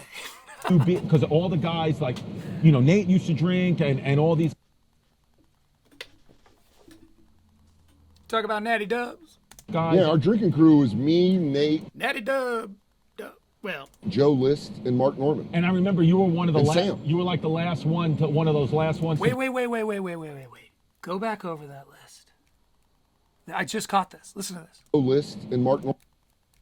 Does this list he's listing sound familiar to you? They're listing off the people who got sober in what order or whatever. Nate used to drink and all these guys. Yeah, our drinking crew was me, Nate, Joe List, and Mark Norman. And I remember you were one of the And last. Sam. You were like the last one to one of those last ones to get sober. Where Sam Morrill. Everyone except for Nate Bargatze, who I have not. You know what? Let's Google it. Let's find out. Natty B. And it was Nate Bargatze, a patient of Dr. Allen.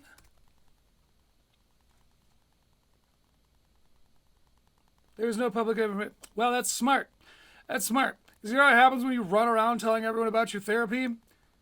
We know about your therapy now. That's crazy. It's a weird move. So we can't confirm that Natty B, but everyone on that list of 5 people, 4 of those 5 people are all patients, or were all patients, of Dr. Allen.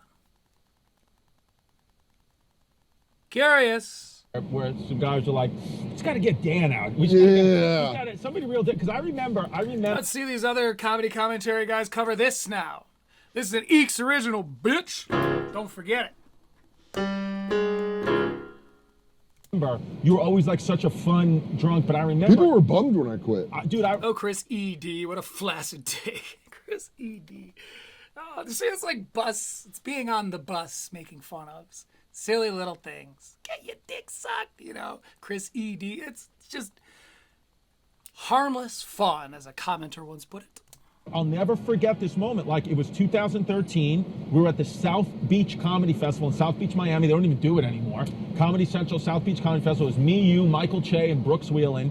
And I remember, and Sean Donnelly, and I remember. It's so funny when you hear these stories of yester where they're talking about like 10 or 15 years ago. You recognize the names of a few guys and then don't recognize the names of other people. It's like, oh, Mark Norman, Jerry Chester. Oh, Jerry Chester, you'd remember. Point being, some make it and some don't. Now, are those the one who follow the Allen method? Are those the ones who make it? Who's to say? But I can tell you there is at least one obscure comedian who didn't follow the orders of the good doctor and was drummed out accordingly. But we'll get into that this Halloween. This Halloween.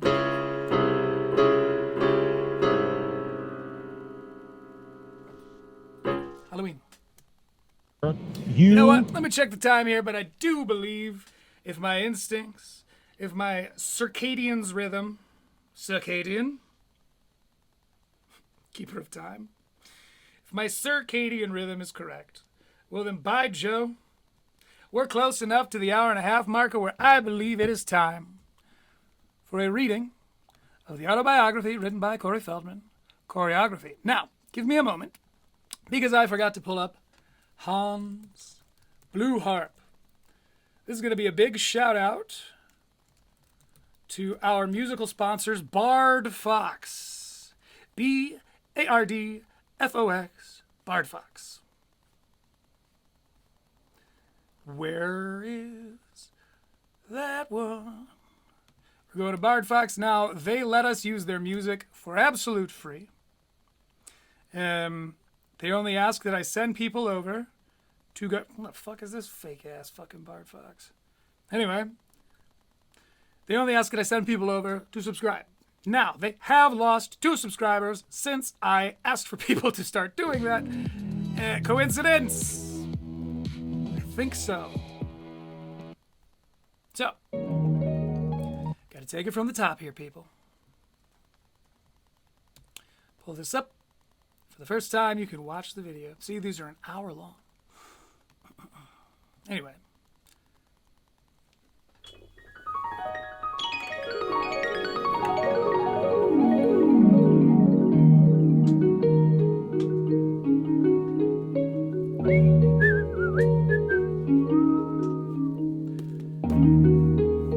The autobiography written by Corey Feldman. Choreography.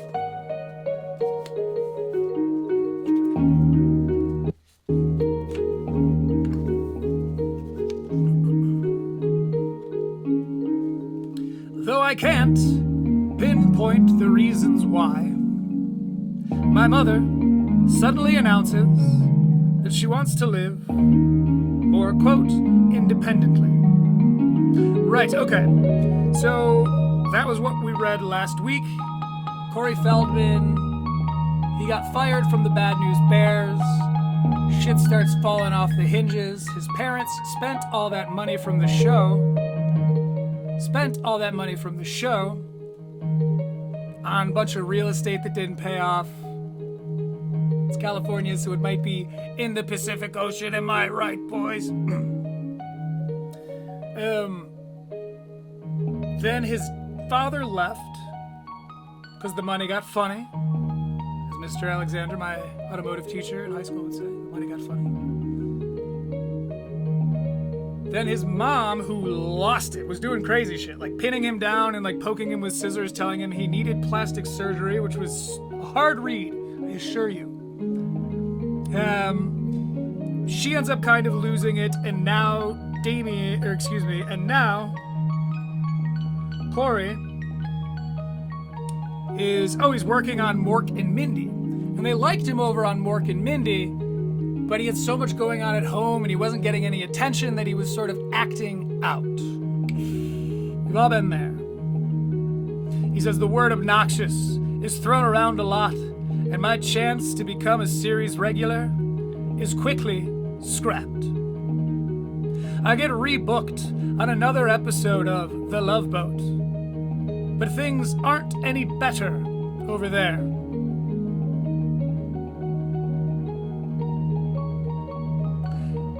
I am inconsistent and bratty. I am nominated for a Young Artists Award for Best Young Actor, guest on a series. But there are a lot of calls to the agent. Then comes strike number 3. All the Way Home, a Pulitzer Prize winning play by Tad Moselle, was nominated for a Tony Award when it debuted on Broadway in 1960. Now it's going to be adapted for television, but the producers want to broadcast it live on NBC. It's an ambitious project with an impressive cast. Sally Field, fresh off an Oscar win for Norma Ray, will star in the role of Mary Follett. A newly widowed woman in 1915-era Tennessee. William Hurt will play her dead husband. I assume that I will be cast as their son, Rufus, but the role goes instead to a boy named Jeremy Licht. He seems like a nice enough kid. I've palled around with him at auditions, but he doesn't have much of a resume. Eventually, he will play one of the Hogan boys on the 1980s sitcom Valerie, alongside Jason Bateman. I am cast in some tertiary supporting role way down in the billing. I have one, maybe two whole lines. Rehearsals for the play, which are scheduled to last for a couple of months, start out well, though I have such a small part that the majority of my time at work is spent at school, which, for this production, is a room in the basement. Some days, I don't even get called to the set at all. Jeremy, however, quickly proves to be a bit of a prankster. He starts out innocently enough, flicking my ear or tugging my hair or tripping me on the way to lunch, but he is a master at making me out to be the troublemaker. As soon as I react, he raises his voice just loud enough for the nearest adult to hear. "Hey, why are you fighting with me?" he says. "I'm here to work. I'm doing my job." You have to hand it to him, actually. He really is one hell of an actor. And I am an easy target.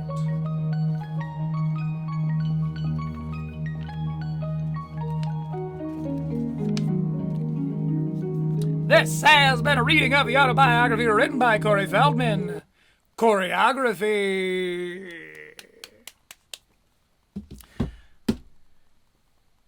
I realized about halfway through that last week's episode never went out, so I kind of skipped a bit. We may have to retcon that, because someday I want to make a compilation of me telling the whole tale. Now, drum roll please. It's time. Let's get into some Regz. R-E-G-Z Regz. I love this fucking show.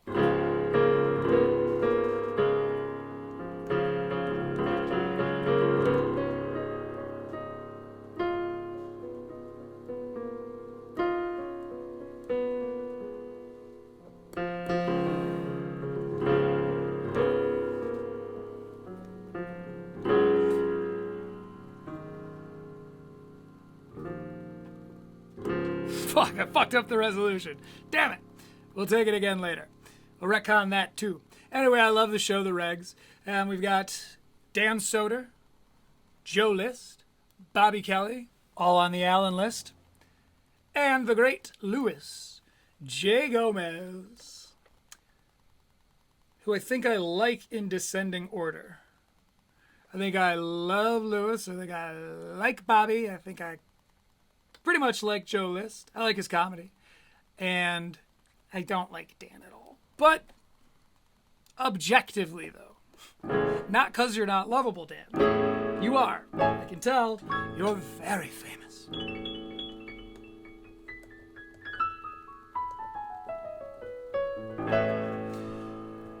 But in this particular episode, we need to do a little bit of a palate cleanser.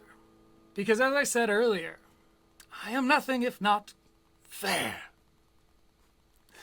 And I saw something good out there on the internet, and I want to focus on that. I want to focus on being nice. So, this is Flying with Marty, The Regz with Robert Kelly, Dan Soder. This is episode 69, by the way.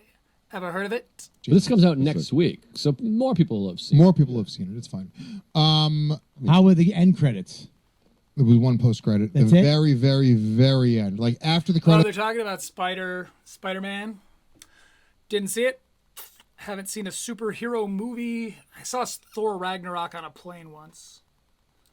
But before that, it was, I think, Iron Man, maybe Captain America, though I don't even think I saw it. I went out and saw Iron Man in the theaters because it was, back then superhero movies were few and far between, and some of them were pretty fucking good, or at least memorable. We had the old school Tobey Maguire, which maybe it's millennial cringe to say, but I do love that Spider-Man. He's my Parker. We're 4 Spider-Mans away from that nows, and it is Spider-Mans, because Spider-Man is a name and it's plural. It's not Spider-Man. Or Spider-Man. No joke to be made. So,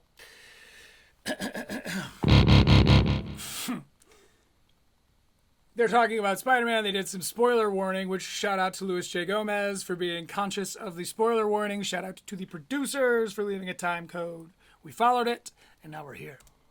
That's like Sony Pictures, Columbia, screen goes. Oh, and by the way, we'll be getting to the producers. Later on, the producers, they have some fucking splaining to do. Not even. They're fine. But they are, I guess we call it a high water mark. They're proof that we're now below the high water mark. The nerds did pause it, and as soon as they came back, we revealed it again. They go, oh, come on! It was fucking. James loved it. But this comes out next week, so more people will have seen More people have seen it. It's fine. You know what? I think there's a way I can manually zoom.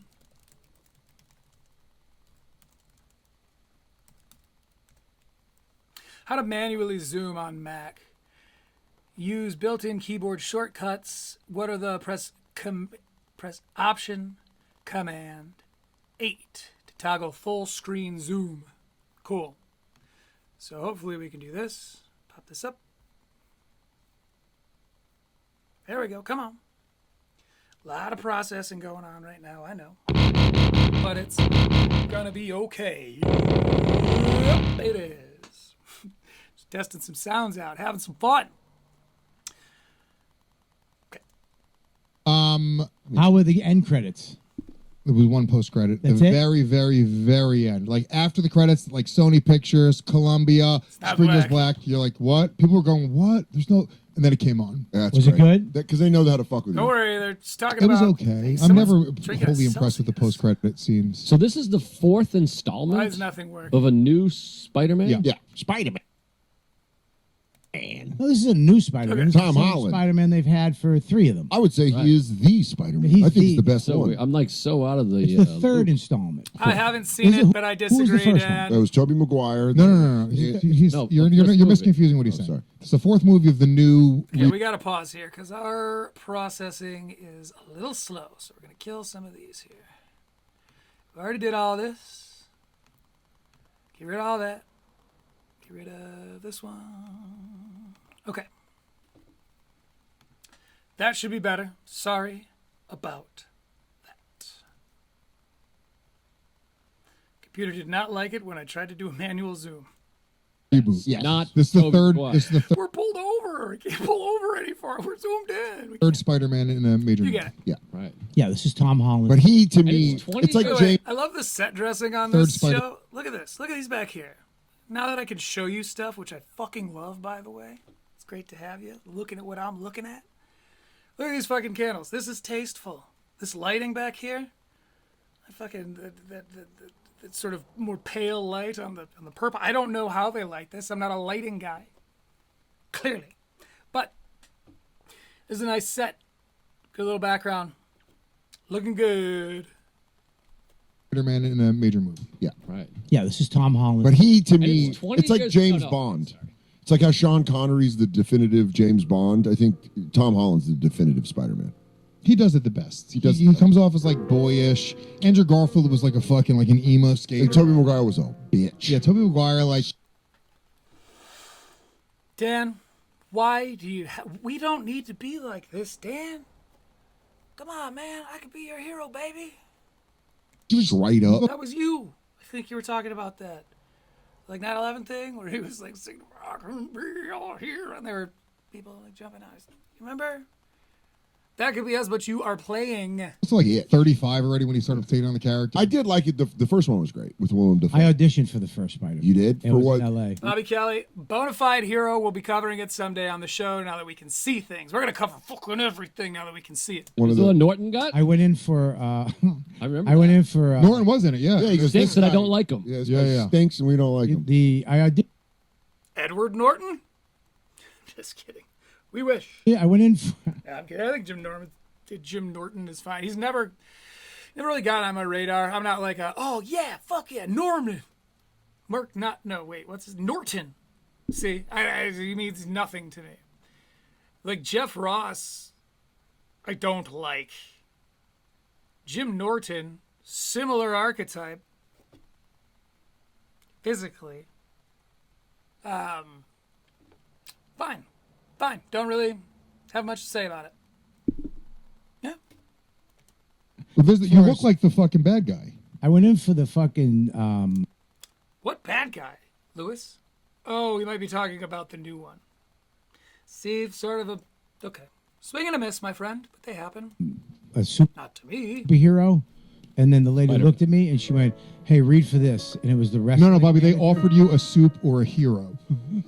Super Euro. Lewis, we're right there. You and me, we can make magic happen. Puerto Rican rattlesnake and the platypus of comedy commentary. A little bit of everything. You know, like fur and LA. I have a beak. Soup or hero. I liked it. It was clever. Wow. No, they asked you if you wanted a Super Euro.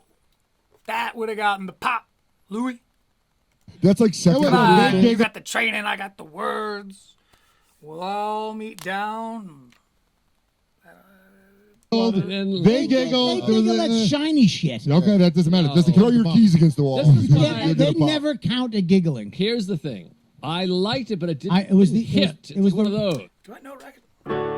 We showers back on Rocket Top down in the Tennessee Hill. All right, well, I'm going to practice that one. You can expect that next week. It didn't hit, but it didn't bomb. hit, but It was I giggles. Here's why a smattering of giggles. because he was so excited. He I got was it. really That's it. excited. It was Hit the table and too leaned in. excited. By the way, this is important context for this because it will come up again. Lewis, for the first time I think in a while, is sober, didn't smoke weed, but also has been fasting for, I think he says 72 hours is his goal. I think he's like on his third day of a 72-hour fast. So, little edgy, little snappy, a little cranky. Or hero. Yeah, he goes. Here's the thing. I auditioned for the wrestling manager guy that he Yeah. runs into. Oh, Bruce Campbell. Yeah, but Bruce that Bruce Campbell. No. The guy who didn't give him the money, who didn't pay him. That he kills? Oh, I thought that. Yeah, Isn't there's Bruce? no way Bruce Campbell. I don't know, it auditioned wasn't him, for it was his just a- best- Bruce Campbell was Yeah, the Raymond. because he was the He's announcer. the ring announcer. Maybe it was. Gentlemen, you know not of what you speak. Why speak it? The guy who tripped him or robbed him. Who? I don't know. It was one of that scene. Bobby, in your largest stage, you look like fucking what's his Kingpin? name? Kingpin, yeah, dude. Yeah. That would rule. Like SNL skit status. That would be really funny. They should give him SNL exclusively because he saved that young girl in somewhere. I don't remember what island man they were near, but I do know that he saved a little girl. You can Google it. While you're over there, remember to not Google the Brad Pitt airplane incident, please. Seriously. Do not Google the fact that the only child that his PR team was able to make seem as though he liked Brad disowned Brad on his 18th birthday. As soon as that kid turned 18, he said, "You're a terrible father. You've ruined my life. I hate you for what you've done to my siblings." And disowned him entirely publicly. Don't look up how that definitely helps to corroborate the theme in his childhood and these stories that pop up sporadically. Also, don't Google how he dated Christina Applegate and beloved Juliette Lewis when they were in their teens, and I'm not talking 18 or 19, boys. No, wait, bad one. Yeah, don't Google that while you're over there. Do not Google the FBI investigation that got opened, because I am a huge fan of Fight Club. You might say I'm sort of I'm kind of both a Tyler Durden and also an Edward Norton character who, by the way, fun fact, doesn't actually have a name. I think Marla is like the only real person that he actually talks to. I need Fight Club to be okay, so I'm just pretending that he didn't pour red wine on his kids. Pretend with me. Let's help the Epstein PR team do their jobs right. Don't go look up Coffee and Cults, who doesn't Rule? Now I'm lost now. You had some help from. You had to get help You on could that do. one. You could do fist. No, it wasn't. I was Wilson trying to actually fist. get to the actual sentence. It wasn't just a ball bust. So maybe they could pull up a picture of Kingpin. We used to visit. Vincent D'Onofrio was an awesome Kingpin He was in the best. Daredevil. Best. Oh yeah, he was good. Fucking Okay. Okay, you know what? I need to go take a little break. Du potty. Potty break. And we'll be back in a few minutes and we'll leave you here with the Bard Fox music. Boogity, boogity, boogity.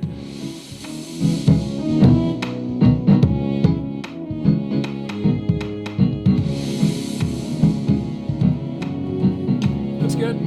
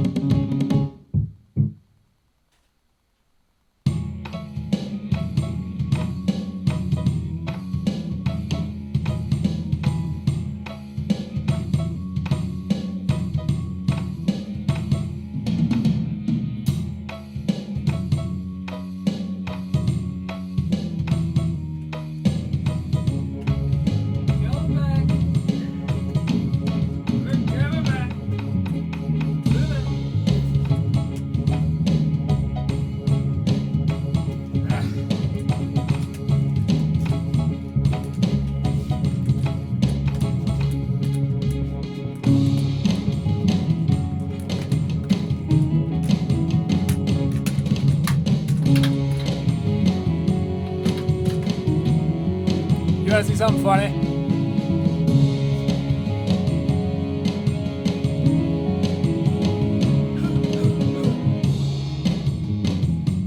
It just goes to show you, you never know what's hiding behind the surface of somebody. They might be wearing a fun, floral, collared shirt, mostly open, but beneath that shirt, there may be some old-ass man suspenders. And one. All right, we're back. let's get back into the boys over in New York City. Who, by the way, apparently Joe is staying in New York. Apparently he's not actually leaving. He was considering it, but it's looking like he's not actually going. So, it was a nothing burger, but it still was beefy. He's great. He was good. He was the best Kingpin. Who's I don't give a- I don't better give a than fuck him? about Michael Daredevil. Clark Duncan. No, no good. How many Kingpins were there? I'm telling you, I've not seen a fucking superhero movie in about a grip. Just about a grip. So I honestly, I could not answer this question. I don't even think I saw one that had Kingpin in it. You know who I saw? I saw the one that had Eric Foreman from that 70s show playing Eddie Brock, which I referenced earlier in the show when I went, now dig on this. Google it. Funniest thing I've maybe ever seen. So, let's crack some Zevia. Coming in on the last turn. Here on out, we're following the story of Joe List being a good dad. He sucked. And he always sounded like he was fucking had food in his mouth. Right? Michael Clark Duncan played Kingpin. Yeah. Yeah, and Daredevil the movie with Ben Affleck. Yeah. Daredevil the movie. Oh, Kingpin. Okay.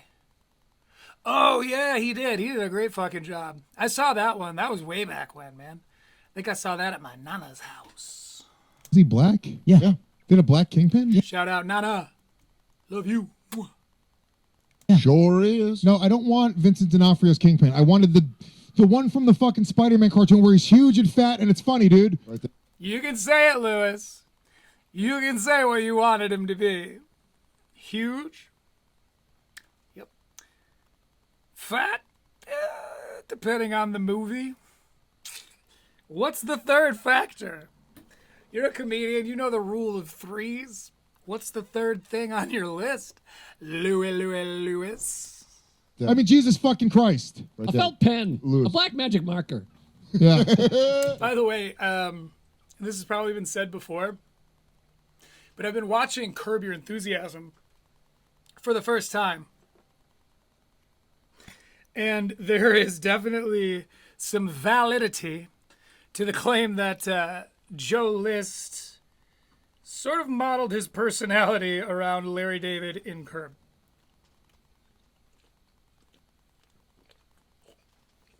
That was the weirdest drink I've ever taken.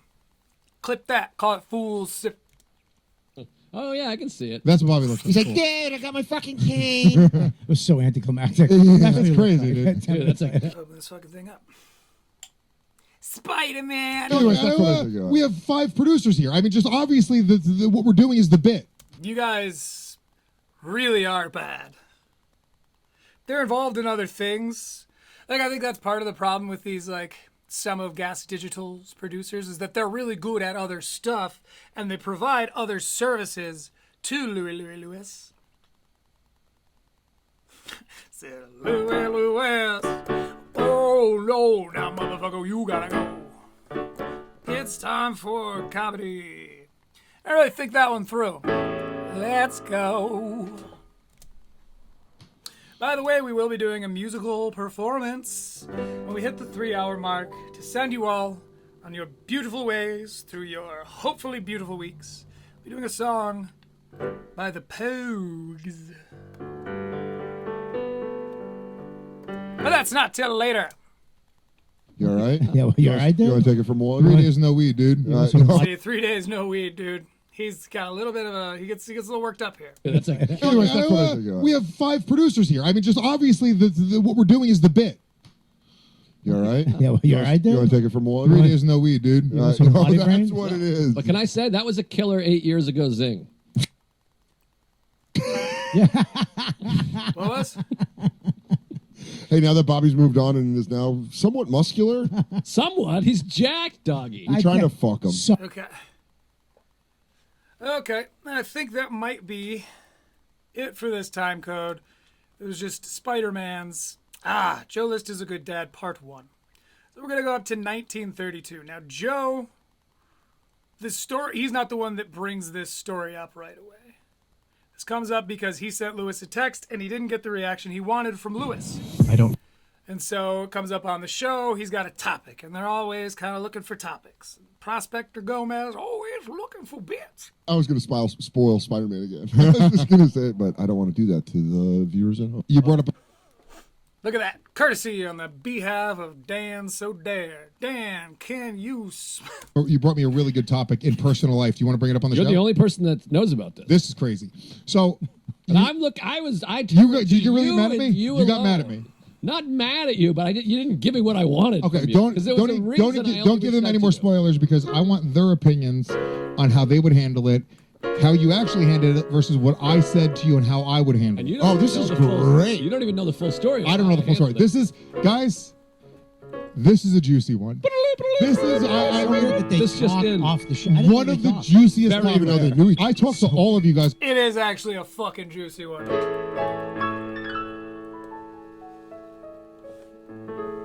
off the show. Chris doing a lot of shit talking on some of these producers, so be extra careful. We're all close friends. You have no idea, and I pit you against each other secretly. No, we know. Yeah, Bobby, you talk about that Me and behind my Jim back. talk. Like, Yeah, goodness, we talk about that. I go, Bobby, he's coming to me with some shit that I know ain't true. And Bobby's like, Dude, I'm at the fucking lake at the mini house. It's not true. And I go, That's not true. all right, I'll call you right back. I love you. Here's what happened.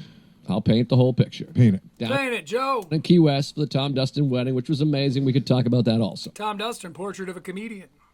Beautiful. There's no direct flights because it's summertime. So it's fly to Atlanta, lay over in Atlanta, then head to New York. It's a long travel day. I have an almost 3-year-old. He'll be 3 in We October. get it. I'm setting up the story. There's a lot of people that don't like Joe and they don't listen to what he says very often. So now It's true, there are. And, you know, to each their own. But after watching his comedy, I did start to like Joe. And I do still like Joe. It's probably one of my bolder takes here in the Mike David sphere. In the Mike David sphere. It's a bold stance. Because somebody told me I should hate that guy, so I guess I should go hate that guy. Even the guy who told me to hate him is not being told to... Whatever. How did the nobles become noble? he's setting the table for those people. Context. I apologize. I can't do context. I'm just afraid of touching my eye. I like the glasses and I'm sticking with them. Wow. Wow. Can I say? Lewis liked it. I stopped myself from laughing. I didn't laugh though, so is that I a saw bomb? it. I saw Lewis go, oh, I love this. You guys hold it up like gang members in a truce. Hold it together. Like Somebody else bomb. you guys fucking have to hold that I shit. liked it. I mean, he liked it. Yeah. I did suppress my laugh. Okay, so. long day, 3-year-old. So, My a life's so flight, tough. 2 long flights. I'm not saying my life's tough. That's not at all what I'm saying. No, we get. I gotta pause and listen to this real quick. Damn it. I just want to make sure that it's not... I've created a loop. It sounded like it was fine. I think it's fine.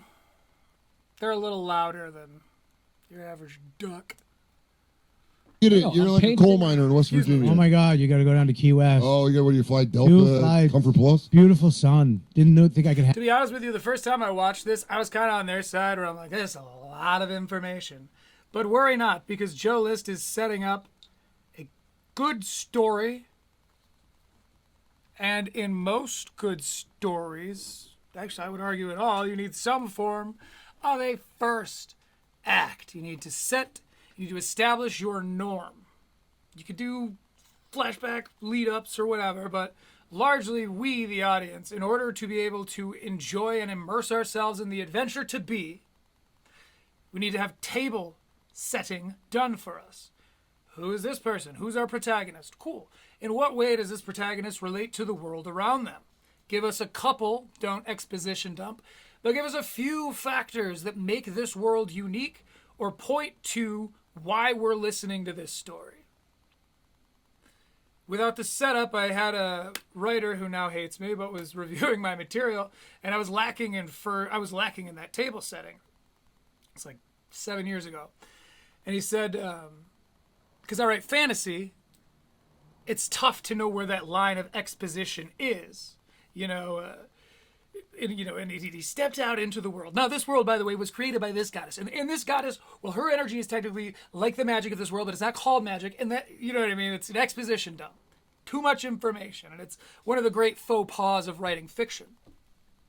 But you need something to establish your table, or as he put it to me, it's sort of like swallowing a grapefruit. Oh shit! I said I wanted grapefruit, but fuck me. So you massage the first act a little bit. You set the tone. You set up your characters. Now, Tom Dustin doesn't really pertain to this story, but it's flavor. He's being Tolkien-esque. Have one. Go ahead. Painting a picture. I'm not. This is not me saying my. We'll make it a legs are so hard. watercolor. Let's I go. keep looking at the microphone because I'm so used to my phone being both my monitor and my mic.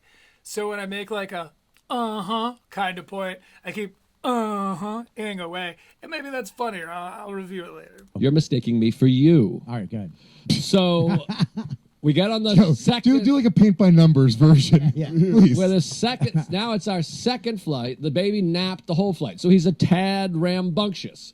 Now we're in Comfort Plus. That's right. Now, by the way, Joe, you never said that the baby was a tad rambunctious in your What? message. Well, I'll tell you exactly what's. I'm going to act like I haven't heard this. I'm going to tell you exactly what Good on you, Lewis. happened. You don't know most of the story. Whoa! So Shade. normally, almost always, I Don't tell me I sit don't know most of the story. Yeah, You good. can't tell a story in this. I know. He's Tell all it. whipped up. Don't worry about it. Get He a hasn't little had fun weed. bits, dude. It's good.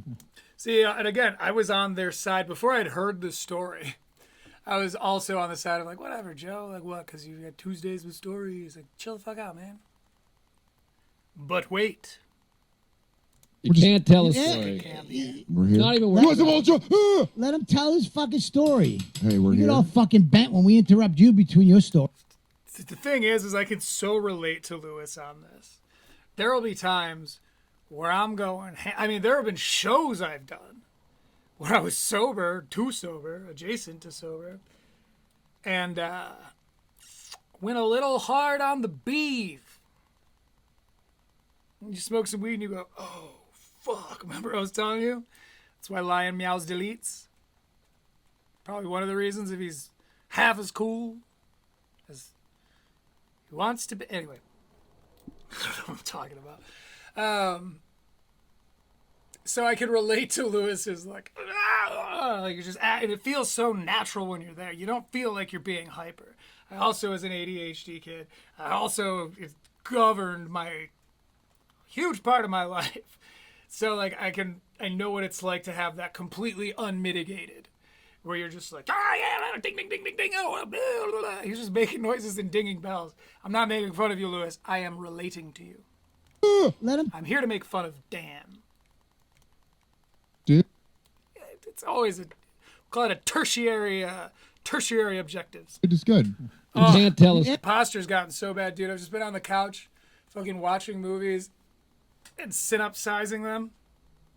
So like writing down the big story beats, the table setting, the glimpse of the beast, the introduction of the lamb, that kind of shit.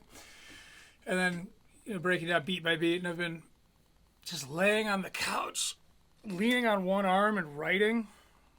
I'm fucking chubbing at the cheeks, and I'm fucking like, I'm just falling. My body is falling the fuck apart.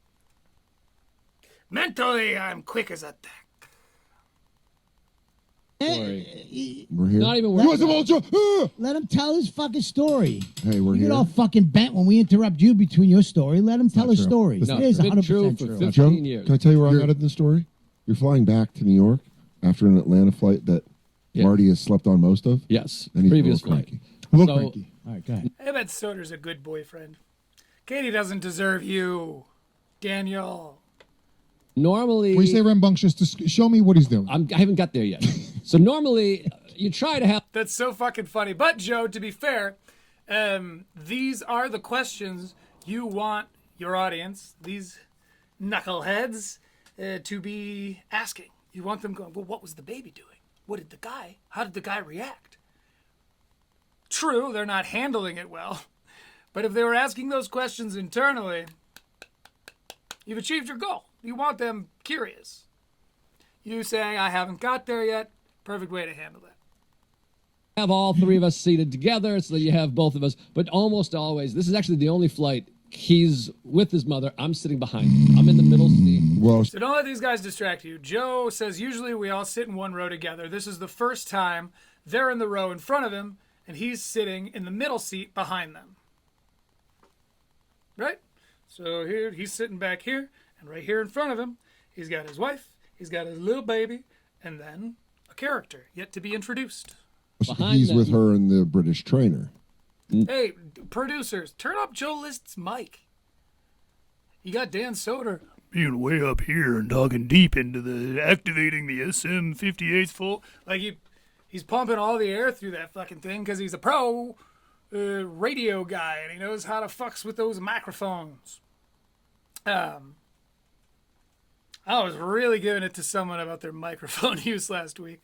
It really is too bad that we had to lose that episode. But dude, I'm telling you, it was unlistenable. I love Critical Eeks. It's my favorite show. But I couldn't even listen to the whole thing. Excuse me, Bishop. I spent time in this studio getting stuff set up so that you could hear things like this.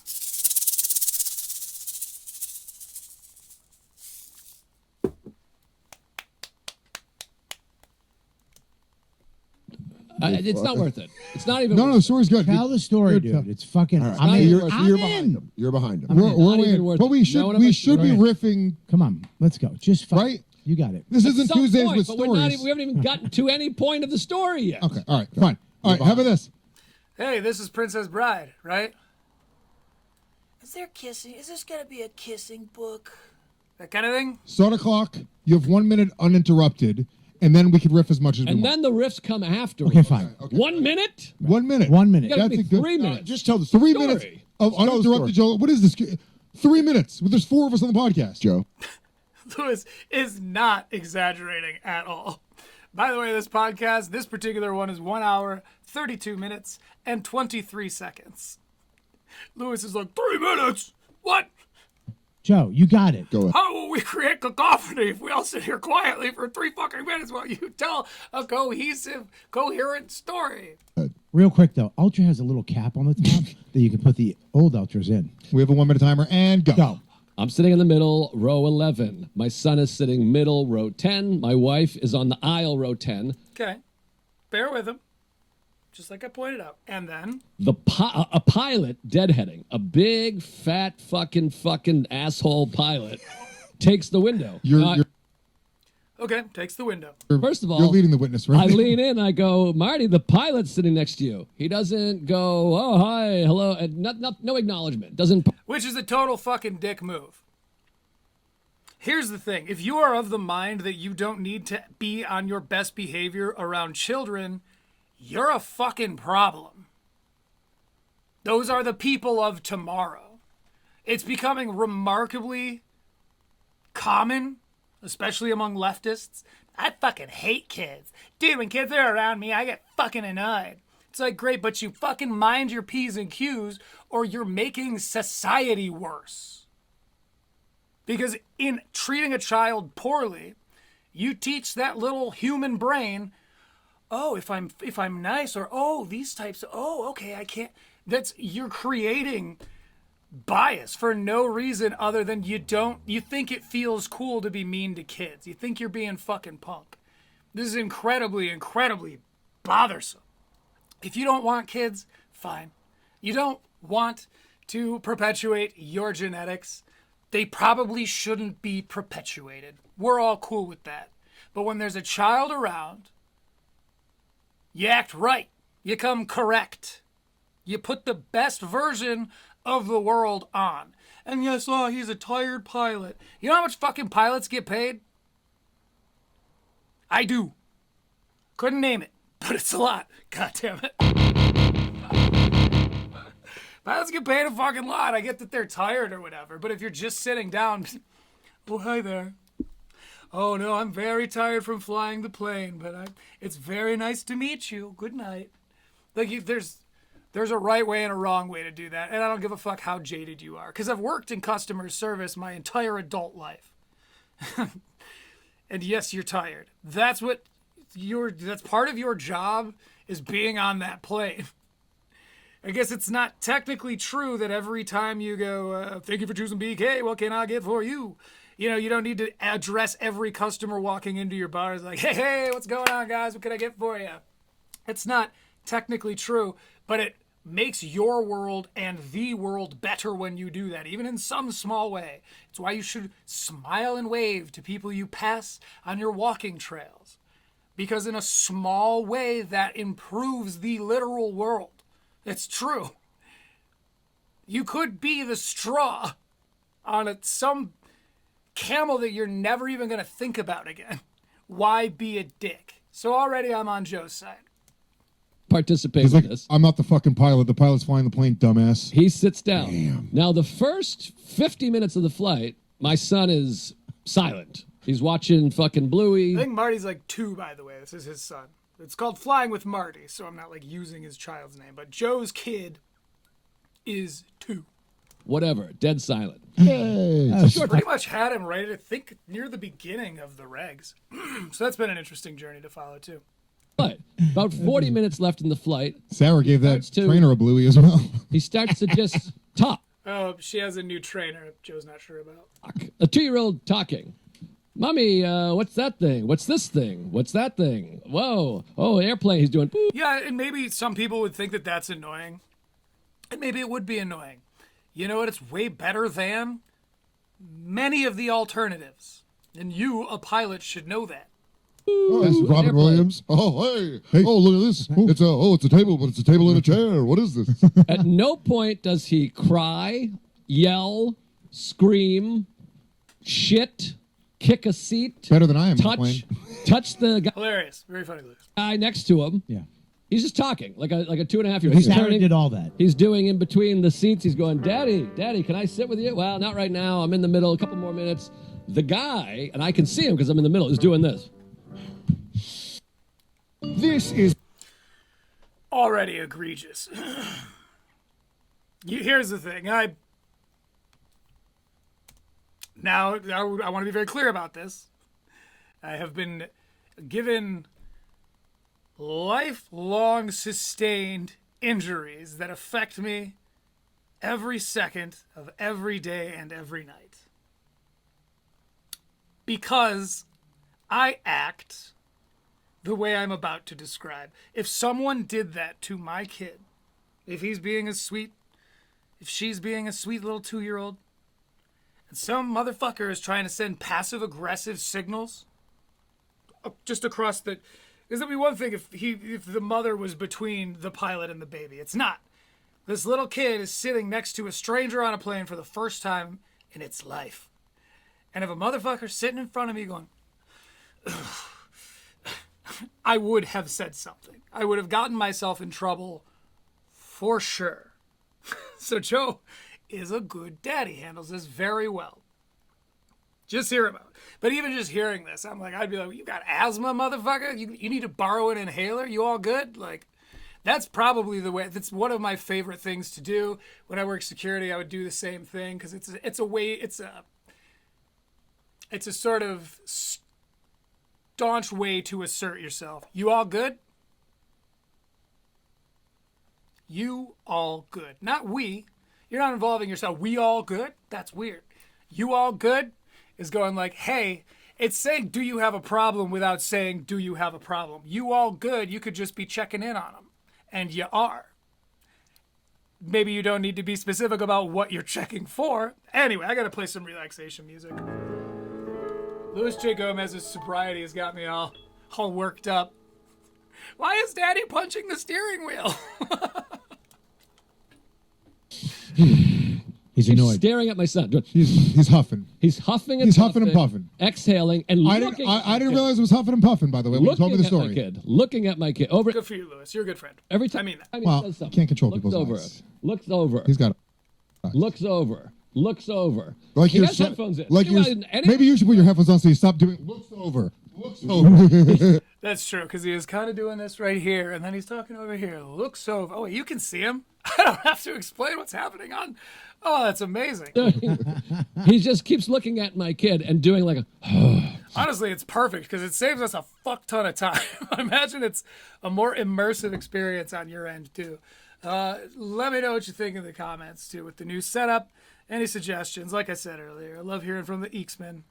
Gives me a little smile every time, my friends. And my son is... Now, I'm not going to say it's not annoying to have a talking 2-year-old, but again, It's so funny because you didn't express this to me at all in the story. I'll read the text so we can all see. Read the text so you see what I got, because, I mean, right now, I'm going to tell you right now, if some guy was huffing and puffing at my kid, it would immediately turn into, hey, huff and puff at my kid one more time, I'm going to fucking murder you on this fucking That's what I was looking You for. But fucking piece of shit. I would never sit my kid next to a guy. Also, what's really funny, Lewis, all of the things that are factors that you're saying, well, if I would have known this, I would have reacted differently. Well, my friend, that's all first act stuff. If he told the story like you wanted him to tell the story, you'd have gotten the same goddamn story, and you'd be just as confused as you are right now, big guy. Oh, big dog. Let your boy talk.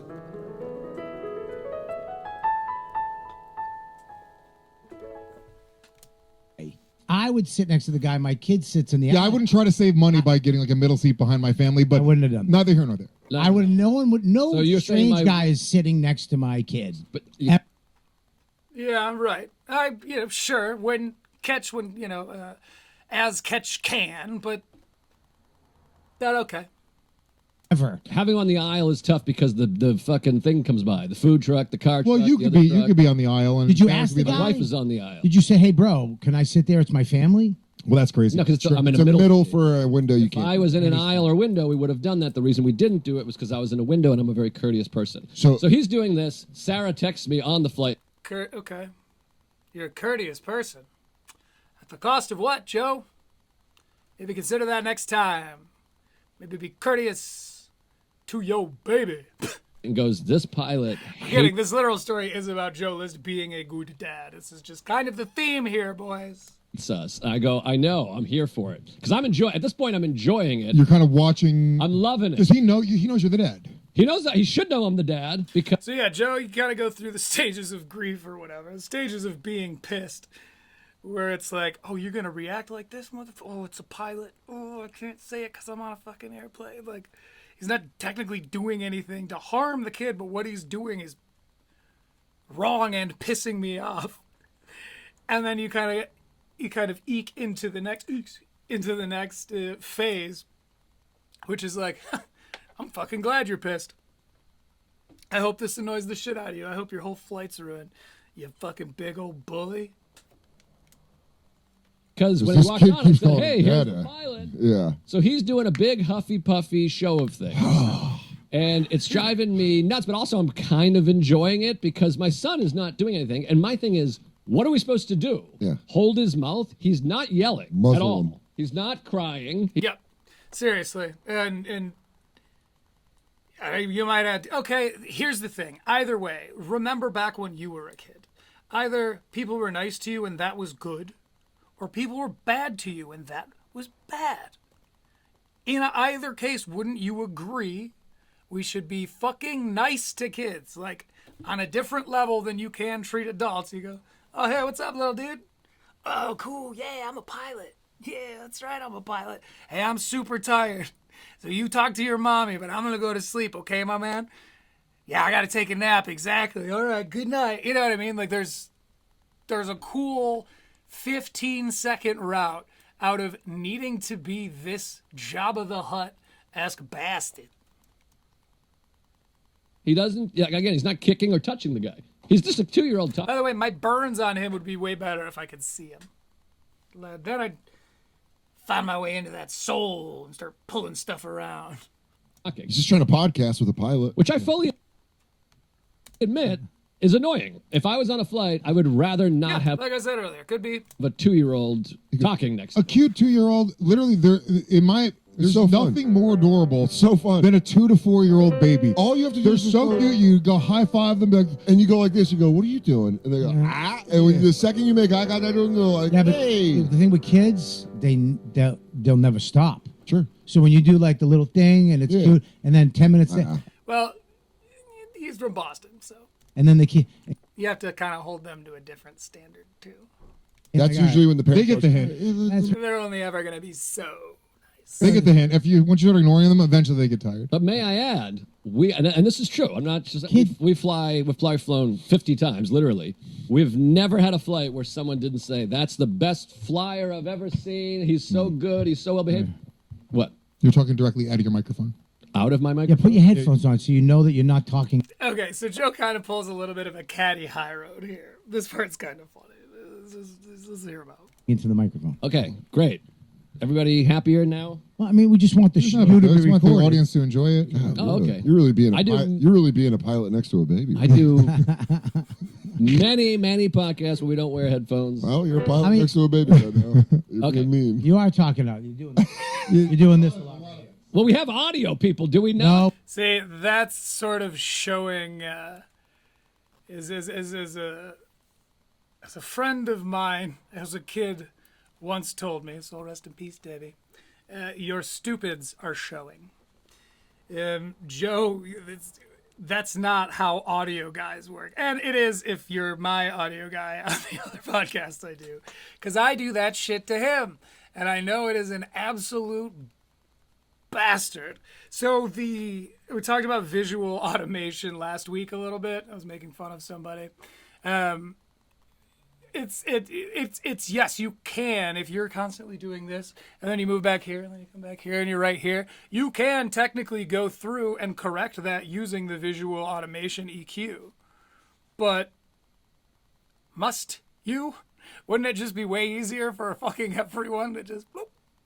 Anyway, it's neither here nor there. It's just funny when these frustrations get expressed. It's like, yeah, you're, again, kind of showing your ignorance here. But this is about how Joe List is a good dad, not how he doesn't know how audio works. Oh, we don't. What are they going to do? There's no We have creative. autistic people. You think we not got a audio. floater walking around with a boom mic? Yeah, dude. I'll say this, it is indicative of a disregard for audio fidelity. And as an aspiring director, that doesn't necessarily, bode well. But yeah, let's this again. We're not here to grill Joe.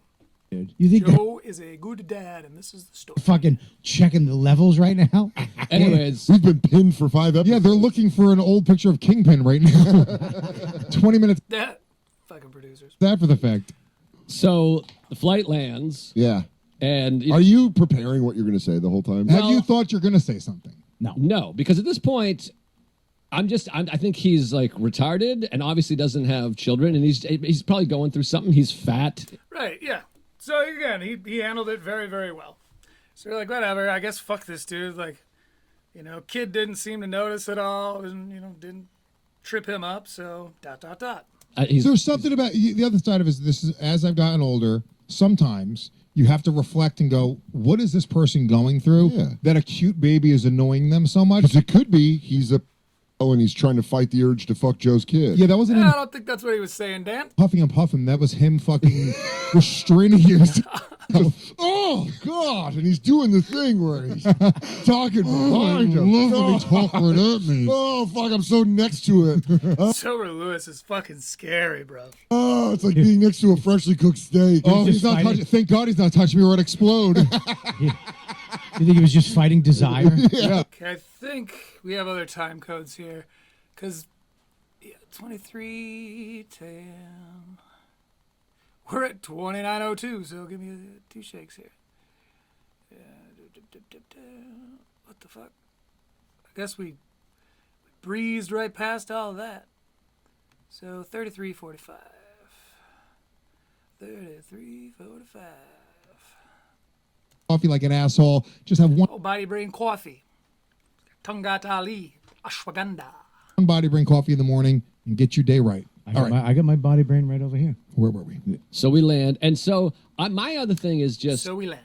at what point are you going to accept that there's a kid chatting next to you? Like at some point you just have to be like, oh, like every time my kid says something, he does like a. Well, again, I mean, you're on an airport, like you put on headphones, man. When you do it, like everyone, no one is stoked that they're in proximity to that many humans for that long. Period. It's pretty much what noise canceling headphones are designed for, and if it's your job you'd think that you'd probably have invested that $30 or whatever.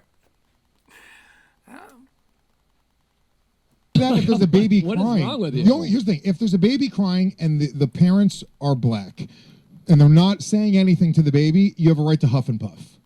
If the parents are black, That bombed so hard. You can't bomb that hard on racial comedy, as we've seen. Then it's just, you just said something. And it's happened to me in my group of friends before. We're like, well, I was kidding and nobody laughed, so it's a little weird. It happened to me last week, actually.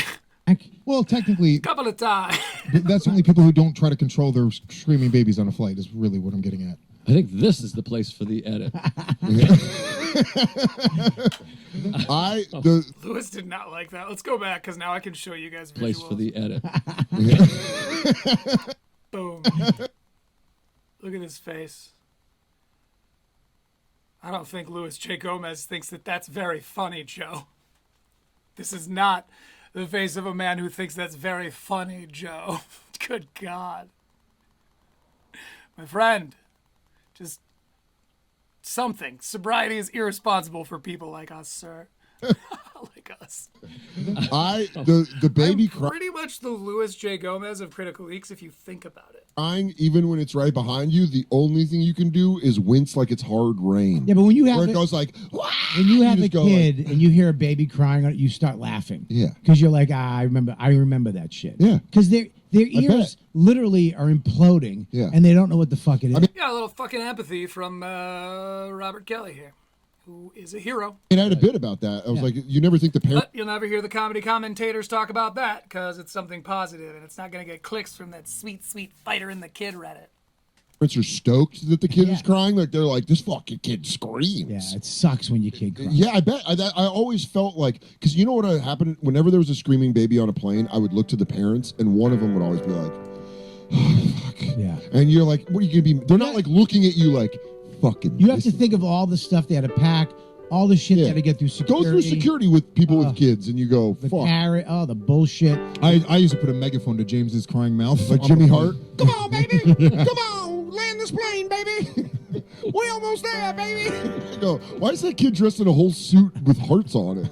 Come on, baby! What does he have Hulk Hogan on his back? Why is it airbrush Hulk Hogan on his So you back? didn't say anything to do? Did you give him any looks? No, so well, I'm behind him. Oh, he doesn't you're even behind. know I'm behind there. So, and I'm not like, hey, my baby's the best. Everyone's gotta love my baby. Like, I'm behind him, being like, man, I wish my kid would just quiet because he's like, and again, he's not screaming. He's like, Talking It's adorable. There's not like literally you can't complain about a baby talking. You can't. That's insane. and we all have headphones. Just turn your fucking headphones up. I will say, to be fair, Sometimes I put on rap I was on to a see- flight. Headphones, right? I was on a layover flight, and there was two women. I was going from like Texas to Lafayette, or no, I was coming home. So it was like Lafayette to New York, That part doesn't matter. This is bad first act. and there That's what I'm here for. Right, Teeny? was these two women that were like Southern, like old Southern, like Paula Dean types, and they were having the loudest. But it was like I wanted to get angry, but they were just like, it's like, you know what? I love my sweet tea. My auntie used to make me my sweet tea. time I bake a pie. And you go, I can't fucking take this But I literally was like, ladies, shut the fuck up. Why- Okay, we're going to jump to 4342 because that is time coded as So We Land Again. Also knows that I've somehow. It's To be fair though, literally- if I'm him, I'm defending myself and going like, he shouldn't be reading my text messages. I Oh, can, what the fuck? What time code are we at here? 45. Did I fuck these time codes up? What the hell? 39. Okay, that's where I fucked it up. 3916. Mobby. So now we land, and he gets up and he wants to come around to me. So we kind of Kiss leave you. the scene first. wait, he wants to come around to who? Well, the baby. My baby. I thought the pilot. Oh. Yeah, that's what I thought too. Fish. So first we landed, and it was a really hard landing. Yeah. So For him? here comes my first thing. We hit the ground hard, and I leaned in. I go, boy, Delta pilots suck. Passive aggressive. That was a fun little pow pow. Passive aggressive. So then Marty leaves his seat. He tries to come around, but he can't because everyone's already standing in the. That's annoying. That ruled. So he's trying to get to me. Control your kids. So his. Boy, Delta pilots suck. That's got to stick in his craw. That's where Bobby's out. So his seat, the guy's seat is empty. He puts his pilot hat in Marty's seat. Then Marty comes back to the seat and picks it up, and the guy grabs it from him. No, grab. Oh, no, he fucking did not. There's a nice way to do that. It from him. I go, don't touch the hat, even though it is in your seat. Yeah, good. So now I got, bah, pow! I hit him twice. Yo, 1-2. Yeah. So then Marty goes. Joe's a Karen. Sarah picks up Marty, whatever. There's a swing and a miss, Bobby. Read the room. We're on Joe's side right now. Or is with them.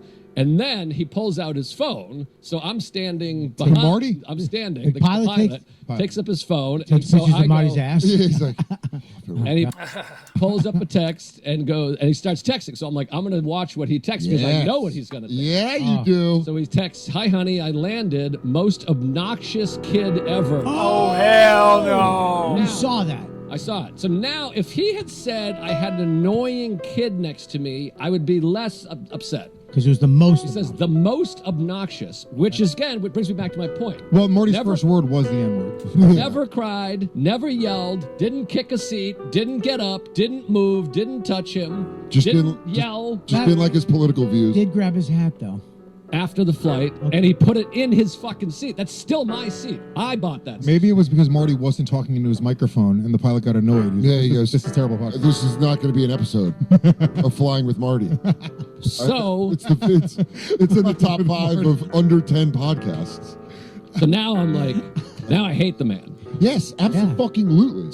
So I leaned over and I said, "Hey, you must not fly a lot."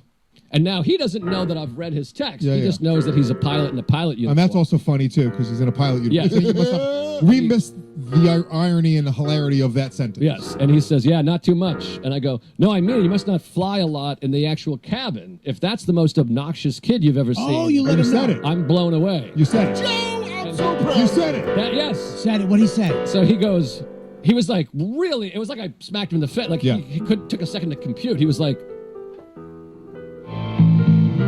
Fucking up my flow, Regz. And again, I blame the producers. Don't worry, we'll get to you, boys. There's like Paco and Dated. well, I didn't know you were just leaning over, reading my text, looking over my shoulder. Yeah. And I go, "Well, you kept looking at my kid, so I thought I'd look over at you." Yeah. And he goes, "Whoa," and I go, yeah, keep huffing and puffing. You've been huffing and puffing the whole flight. At this point, Boston Joe. That's Boston Joe. I'll tell you right now. It doesn't matter. You've been looking at my boy, and I'm looking at you. And that's the bottom line. Because Joe just says so. Because Boston Joe, that's Joe 6 years old. Wow. That's Joe 6 years Wow. old. Sarah seen this. turns No, so her Chris, back. you're like the woman. That's massive points for House List. That fucking rules. You've been huffing and puffing the whole flight. Yeah, keep huffing and puffing. You've been huffing and puffing the whole time. Boston Joe. Boston Joe. You know, just in honor of Boston Joe, we're doing some Americanized Irish music. By that I mean they added rock and roll to it. Pogues fans, don't come at me. And the man in one person. It's crazy. At this point, Sarah Sarah's turns like- her back and goes, Joe, no, just leave it. Just Okay, see, this is something that happens, and it's not to any fault of their own, but in my experience, not using generalizations, but in my experience, there are very few people of the double X chromosome who understand the need for this kind of thing in public. In fact, maybe one who's overhearing this and disagreeing with me about it now. It's just sometimes a motherfucker needs to be called out. It's how you help correct the world. Now, I don't mean that, chicks don't call people out. I mean that they're usually, without explaining the context of it, a sensible woman is gonna go like, "What are you doing? Stop!" but that's not in the theme of the moment. God damn it! And there is nothing more infuriating than that.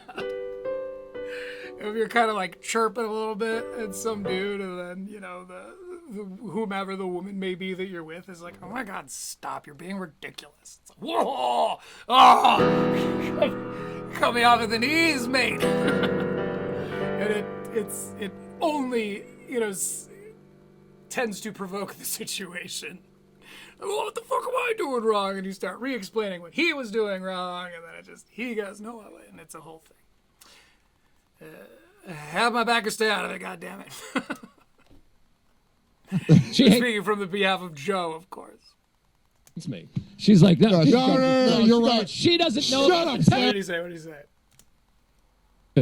say? She hates me. She's like, no. Sarah's Turns like, her back and goes, Joe, no, just leave it. She hates me. She's like, no, you're right. She doesn't know. Shut up, Sarah. Go back to your fucking trainer. Well, she Sarah's got doesn't know four. about the text. She doesn't know about the text. Doesn't even She's matter, just though. thinking, let's Still, not- let me have my moment. Fuck off. This is what I mean. Yeah, exactly. Seriously, yes, Lewis. I almost didn't need to get into that whole thing, because exactly, just like if you don't know what's going on, and there's no need to involve yourselves. Just let it be. And if you find out later that his reasons were crazy, well then look inward. Sorry. Pull a reverse lion meows and perform some introspection. So he goes, I know nothing about lion meows. He just seems the type that I think I could probably piss off. I have a feeling, because he's a deleter, I have a feeling I could find that craw somewhere. Whatever the fuck a craw even is. I was not sighing and exhale. I don't even know what you're talking about, but he said that facing down. He was Yeah. like, I wasn't sighing. And there was a beat after that also. Joe's winning. And one. So, because I think he's also calculating, I'm in my uniform. I'm at going work. through. I like have Ray. I want to beat this guy to death. But Yeah. also, I would have taken a picture of his text. Ooh. well, I know what I have his. See, in sober Lewis, that's why I wanted to preface this, because the Lewis you're seeing is not the Lewis we all know and love. This is 3 days sober, hasn't been eating Lewis. So what he suggests is way, way off base. But we don't blame Lewis. Not for that. I have his name. Ooh. But what's hard is Lewis is a great example of someone who won me over with their personality. It was not the comedy that did it. No offense, my friend. Writing style just didn't really gel with me. And I have a feeling you saw that review. I love you. I live Can we still be parasocial friends? Delta. I love Delta. love Delta. He must have an amount of power. I don't know who has more power. I'm Diamond 5 years running. Diamond 5 years running is huge. I don't know what that is, but they're all comedians. They know. By the way, the irony is not lost on me that this is Joe List telling an airport story. Okay? My Red Bar fans out there. I know, but it's a good one, god damn it. He's a More pilot. than a pilot? Let me tell you about pilots. You know, we've all heard the hero's journey 1,000 billion times before, but a well-told hero's journey story still feels good. Pilots Especially for me, a farm boy with a destiny. come and go. That motherfucker could be at United in 2 years. You know who'll I'm a still be customer. flying Delta? Joe Albert. That's right. Customer's always right.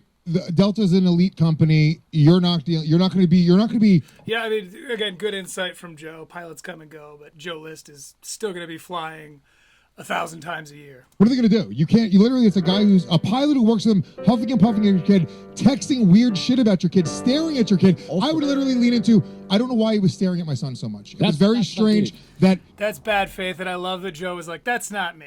he kept on.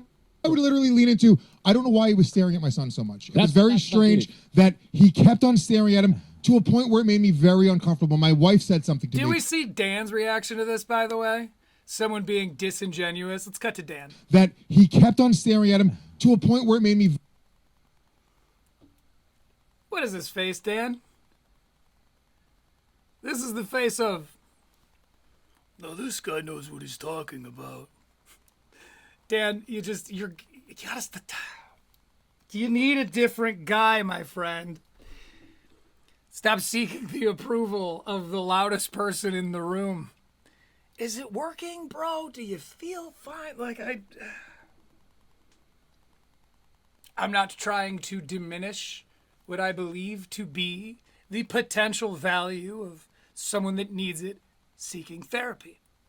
Totally get that. But is it working, Dan? Like, I guess it worked in so much as it made you famous and made Dr. Allen richer. So I guess in that case, yeah, it worked in the sense that, like, you're still sober, but I don't know, man. I don't know, bro. This face, the face of, yeah, totally what he said. You're just agreeing with, or, okay, best case scenario, you are daddy issuing out right here and just agreeing with him because he's the big dog, and you're going, totally big dog. Worst case scenario, you think that that's a good thing to do or a reasonable thing to do. The difference, of course, is that Lewis is 3 days without weed and hasn't eaten in that long as well. You're just being you.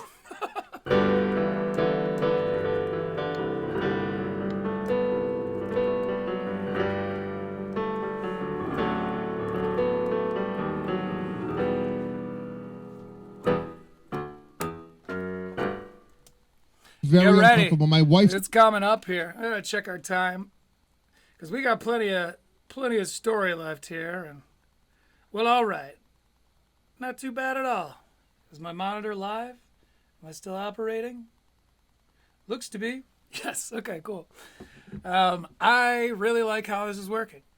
I'm gonna pull this up real quick, just a quiet bit, just so I can hear how the content is coming through. Said something to me. I had to say something after I saw him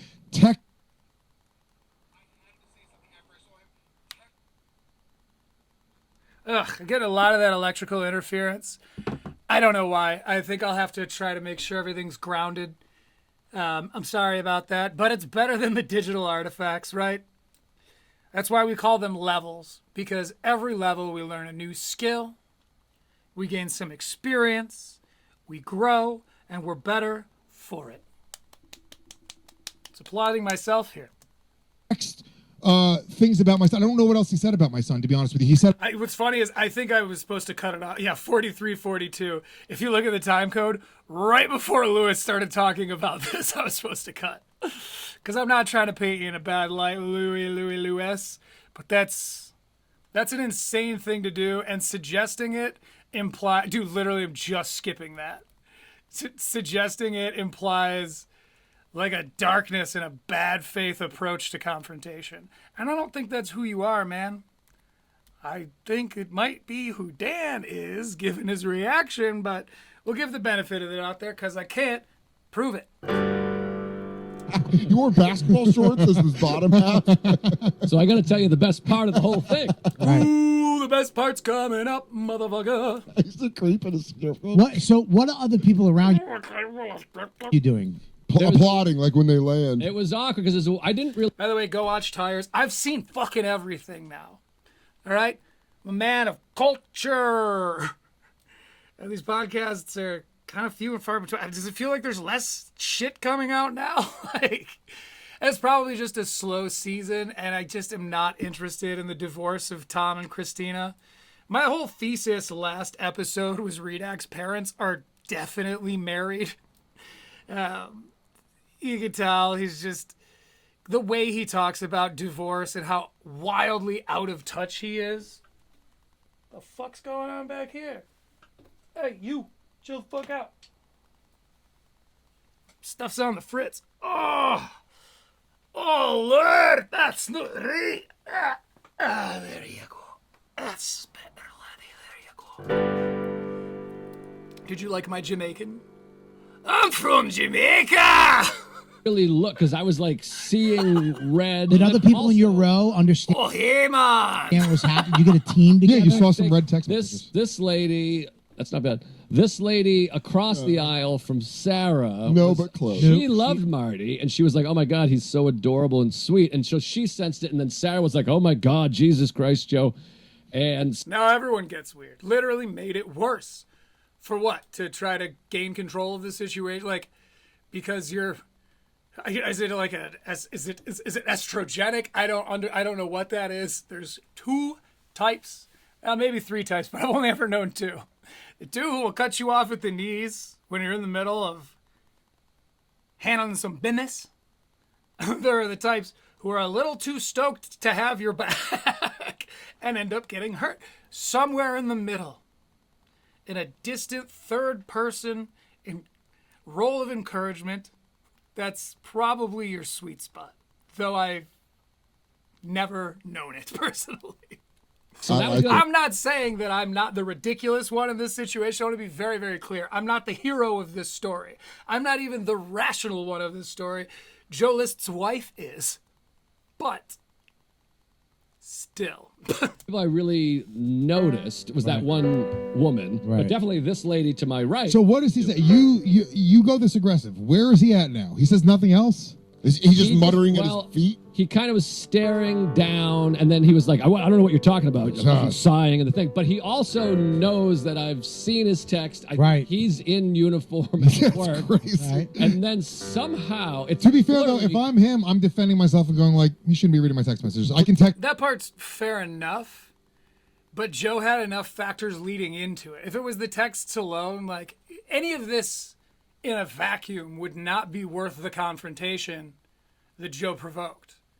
But all of it, as a collective, absolutely paints a picture of someone who needed to be called out. Text whatever the fuck I... This is not like Joe's getting in his face or anything. He's just asserting himself in front of his child. Which, whether the kid remembers that he's 2, so he's probably not going to remember this exact thing, but you can traumatize a baby, all right? Just look at the science. Like, is there a thing where if you just, like, make mean faces at a kid, like, isn't it, like, maybe that's plants? I don't know. Really? Speaking out of my depth here, but I do know inappropriate public confrontations. I shouldn't. I'm pretty well versed in that. I don't mean to brag. Be, right. Did I tell you I've never identified with someone more than muttering at your feet? Of course you identify with the pilot, Dan. Jesus, man. Okay. Your kid's Please tell me your flight home, he was your pilot. Oh, that's this like was a the Seinfeld flight episode. home. So then somehow I forget how exactly, or maybe he stayed there. I wasn't looking at him at this point because I was fucking like Red hot.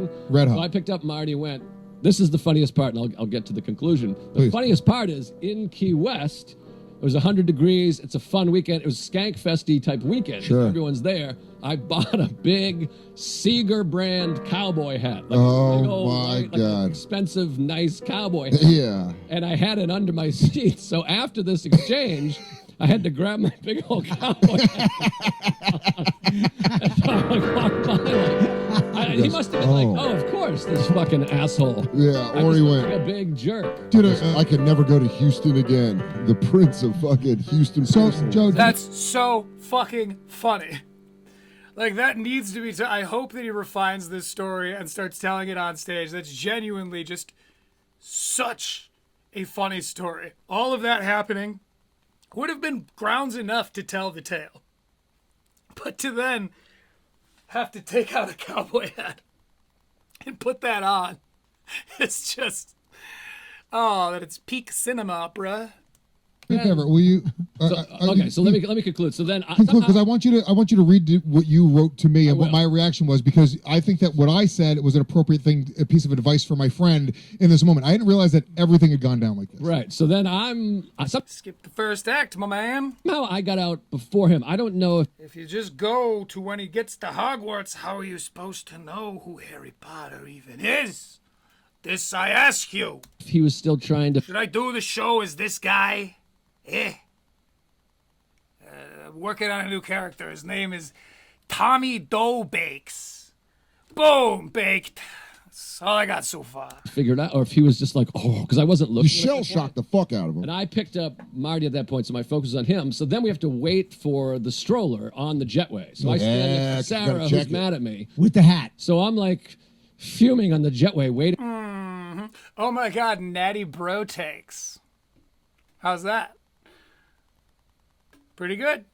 for him to come. He didn't come right away. My suspicion is he probably stopped to talk to the flight attendant or pilot about me and go, hey, this guy and fucking whatever. For all I know, I'm blacklisted. By the way, you may think that those are dumb puns, but that is better, higher caliber wordplay than what you'll find in Super Troopers 2, which I've also seen now.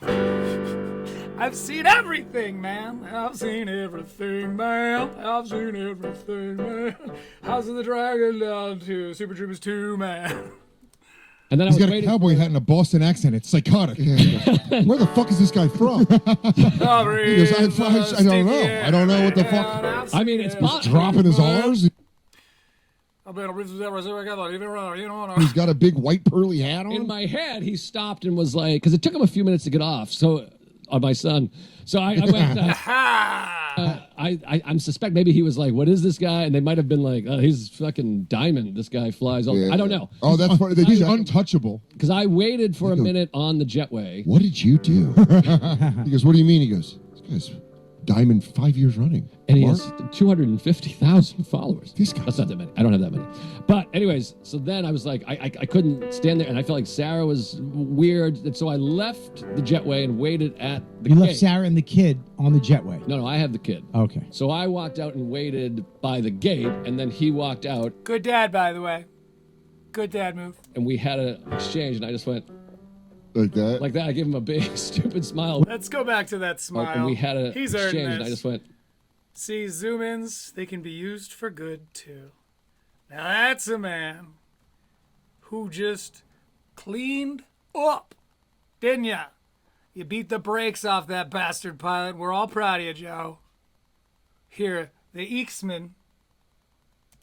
Like that? like that. I gave him a big stupid All smile proud with of you. Marty and the hat. So I have the hat and Marty, and I just Okay, so he has the hat and Marty, so we're going to a couple more. Here, I think we're probably going to have to jump to the end. No. So, I'll go a little late if I have to. Dan Soder gets offended here, and we have to cover it because I love that for us. just Did he look at you? like that. He looked at me and then looked away. I assume because he was also raging. Was he mad? Was he when he came out and looked at you, was he angry? He looked at me and he didn't look happy, but he didn't smile or give me the finger or say. There was no exchange. He's playing his cards right now. His cards are like, oh, I got caught texting about this. I was being huffy and puffy. I don't want this to go to work, even if he has more power than you. I'm sure he's a. Okay. So that does it for that time code. Great story. Joe List is a good dad. It's got to be the first thing in the title. Because it doesn't all have to be negativity, man. It's cool to be kind. Cool to be kind. Cool to be kind. It's like a Disney movie thing, right? What's cool to be kind from? Someone look it up. I can't be bothered.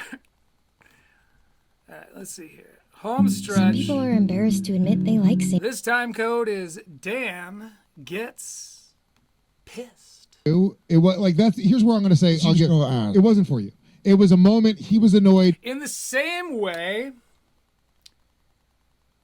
that Stavros, that Nick from New Girl didn't really realize how much he was going to offend Stavros. Stavros, do you pronounce the R? I don't think Lewis knows the damage he's about to do to Dan. It takes him a sec to get over it. Let's hear him out. He was dealing with some other shit. The text wasn't for you. He wasn't trying for you to see the text. He didn't want to hurt your feelings or the baby's feelings. But knockout blow by Joe. Knockout blow by Joe is crazy. But the kid, You leaned over verbally and just went. I guarantee this guy Joe Foreman. Oh shit. doesn't have kids. Oh, for People sure. Joe Frazier, there it is. don't have kids. Later, they hate kids. I disagree because I don't have kids and I don't hate them. Yeah, you do. No, I don't. Yeah, you do. You've talked about you talked about Joe's kids. This is funny. Okay, we got to go back and hear this whole thing. Disagree because I don't have kids and I don't hate them. Yeah, you Bobby says, if you hate kids, if you don't have kids, you hate them, dude. have kids. Later, they hate kids. I disagree because I don't have kids and I don't hate them. Yeah, you do. No, I don't. Yeah, you do. See, now Bobby's doubling down because he just realized, like, oh shit, I may have just hurt Dan's feelings. He's by the way, for context, only guy at the table that doesn't have kids.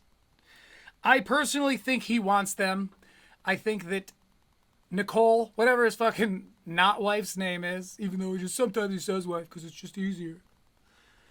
I think she doesn't want them because she's a career gal, ESPN and all that, sports chick.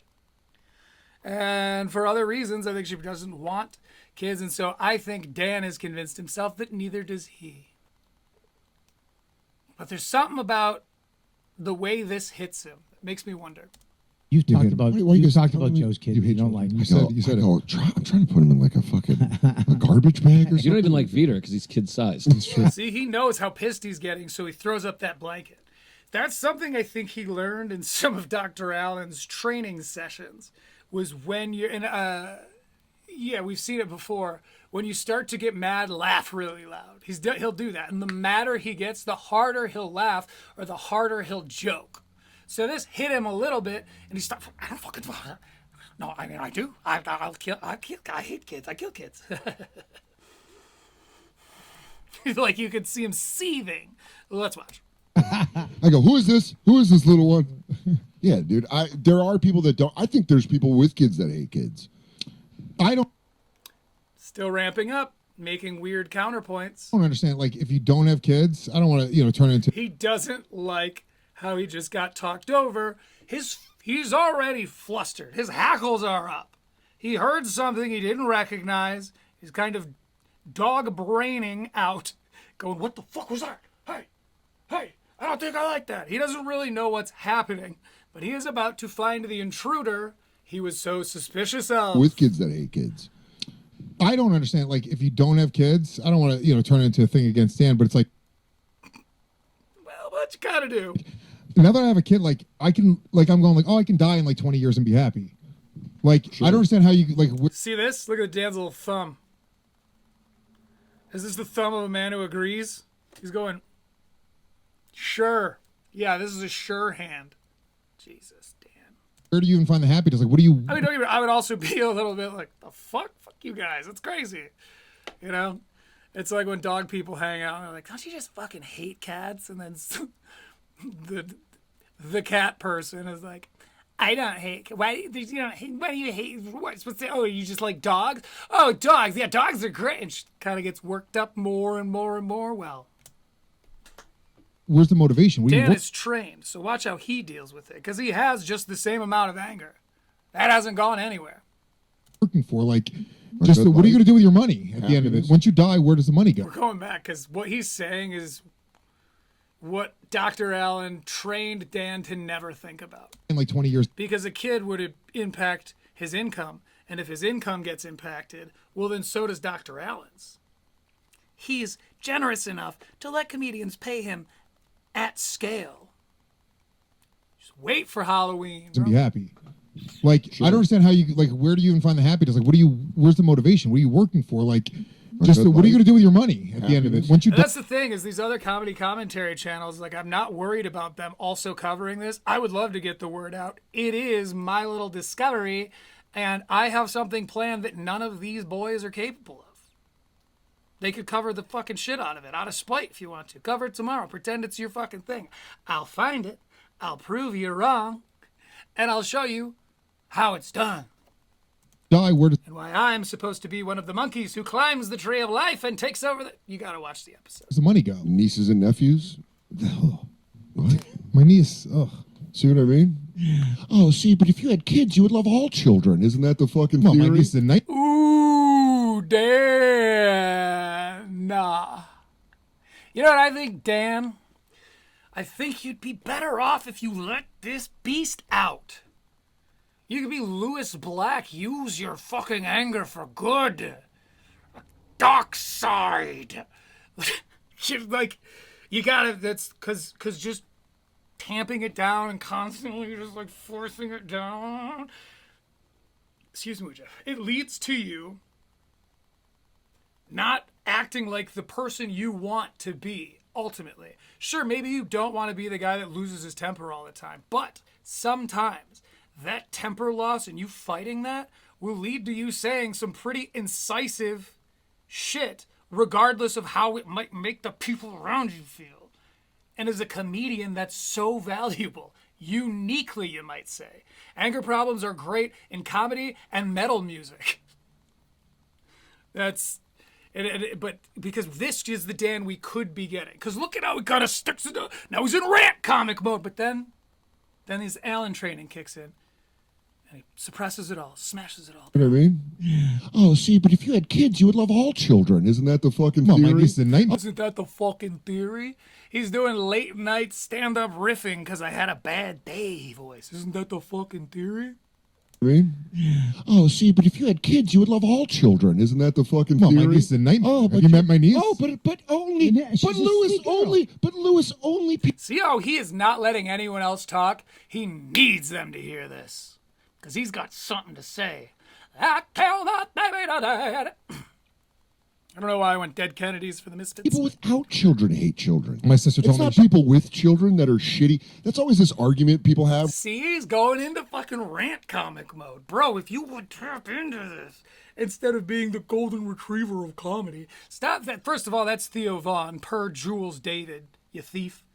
And second of all, if you aren't... You might be a dog, but you're not a golden retriever, Dan. You wish, bitch. Some motherfucking...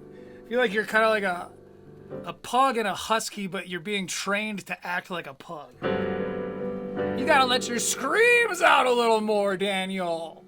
Let this fucking monster come out. Oh, isn't that the fucking point? Because you're making some solid points and you don't care that you're going against the grain of the conversation. Right after this, you're going to sense what you've done and you're going to flog yourself for it. And I hate that for you, Dan. It's what's separating you from a future great. You would be Shane Gillis level. You've been doing it for longer. I would argue you have just as much comedic talent. I've seen you act. You were very funny in Tires, my dude. But you constantly denying your own nature is why guys like me find you disingenuous. And you'll tell yourself you don't care, but I know you care, Dan. And you should! Because I'm Critical Leaks, baby. Where they're like, you'll never know a love until you have a child. It's like, then why are there so many shitty parents in this world? Ooh, and we find... what is it? I gotta watch some classics now. We find Citizen Kane's Rosebud. I don't know what that means, but I've heard it referenced in this way. We now know why this cuts him so deeply. Never know a love until you have a child. It's like, then why are there so many shitty parents in this world? No, they don't love their fucking kids. What he's you saying- act like everybody has a kid and all of a sudden they're enlightened. They're fucking retards out here. 95% of people. I know some retarded motherfuckers with a lot of kids that have zero love for They them. stand out because... See, even Lewis, even sober, I haven't eaten in 3 days, Lewis is like, okay. He's putting on his de-escalation body language. He's sitting back in the pocket. Look at him. See this? Shoulders relaxed. Hand sort of like, all right, bringing it down a little bit. Yeah, but this is, you're right, but, okay, buddy, look at his eyes. That's compassion. And a little cock of the eyebrow to be like, motherfucker, I'm that guy. Because it's very rare. Because most parents have an undying And he daddied over him, and now watch what Dan does. love that it's like, I will fucking take a bullet for this fucking kid. I love it See, and he keeps trying, and Lewis kind of keeps daddying him. more than anything in the world. You had a kid that made you 95% of people. You had a kid that made you an awesome person. You had a kid that made you an awesome person. You had a kid that made you an awesome person. But that doesn't mean I thought he was going to really give you a fucking thing. They built it up. Rule of threes. That's how you know he's not fucking around here. He's not in comedy mind. His comedy brain would know this thing and this thing and this thing, but that. I'm kidding. This thing and this.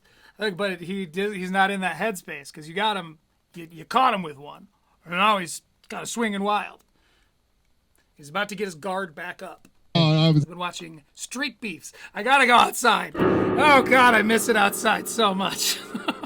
I think you know what it was. You guys were such bags of shit. Oh, I can't fucking wait to go on my goddamn bike rides again, boys. Oh, I'm stoked. That delay. Joe didn't need it. Joe's going to be fine if he did. I got like 4 to 6 more fucking weeks of this.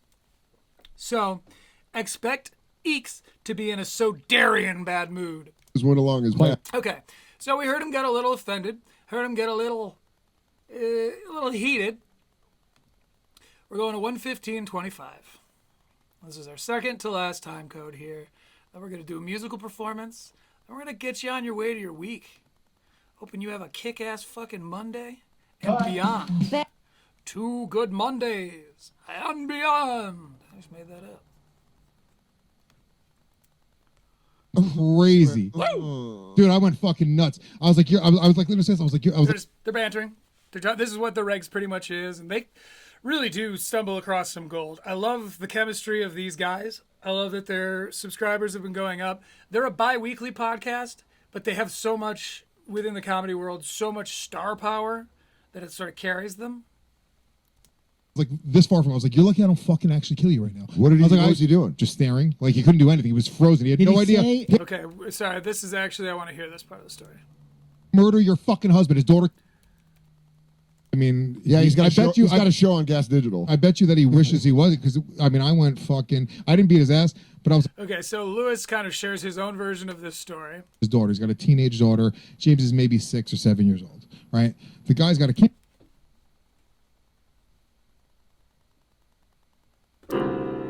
Saw that, Lewis. Camera, like an old school, like Canon style, like DSLR, right? Oh, great. Mom's saying booyah. Booyah's dead. And he has it down here. It's like it's on around his neck, and he's holding it here. And James just, and I guess people had moved up ahead of him. The guy took the camera and stabbed it into James's back. What?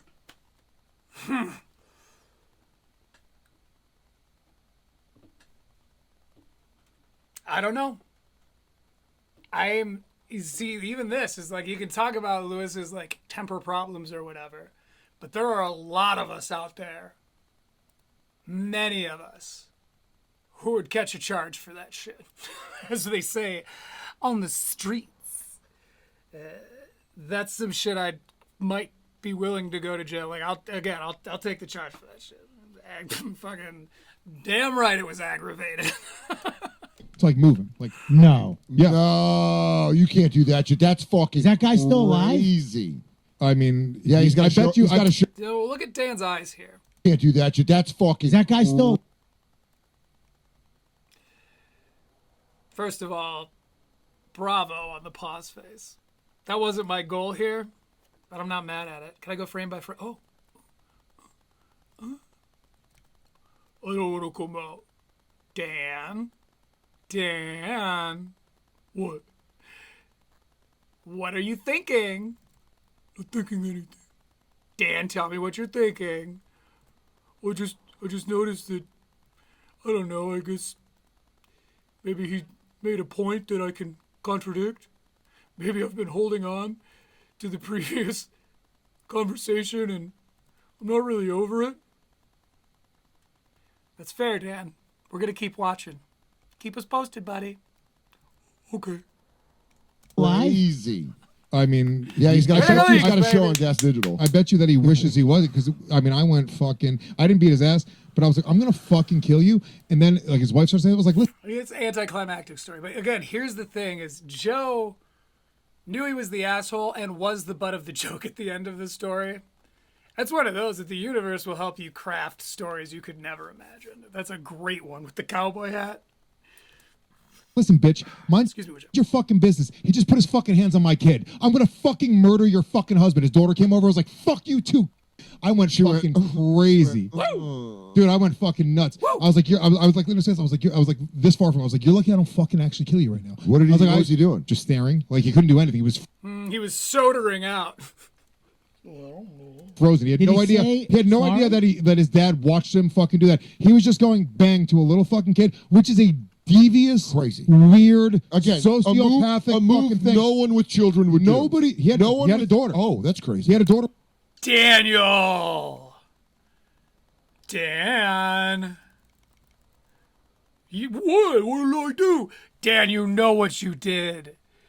You stole Lewis's thunder so you could make a fucking point from earlier. You pretended like you weren't mad anymore, just like Dr. Allen told you. And now you're kind of showing, and I hate this expression, but your true colors, aren't you, Dan? No. Daniel. Fine. You are. It's a bad look, Dan. What a spiteful, weird thing to do and say. Oh, then that's almost like people with children to can the be shitty point to where I was kids. like, no, Oh, it's almost like people with children could be shitty to kids. Look at him. Dan. What? I made a good point. You. That face is not okay, mister. Daniel. No, you gotta stop. Oh, you think you're so fucking Look at this self-satisfaction. You know what? I'm almost happy for the guy. You see how good that felt, Dan? Strike him down. Do it. Don't strike me down. Do it. No. I'm telling Dan, this is who you should be. That's a really good point. You're a spiteful little bitch for it, but it was a solid fucking point, Dan. Be that guy.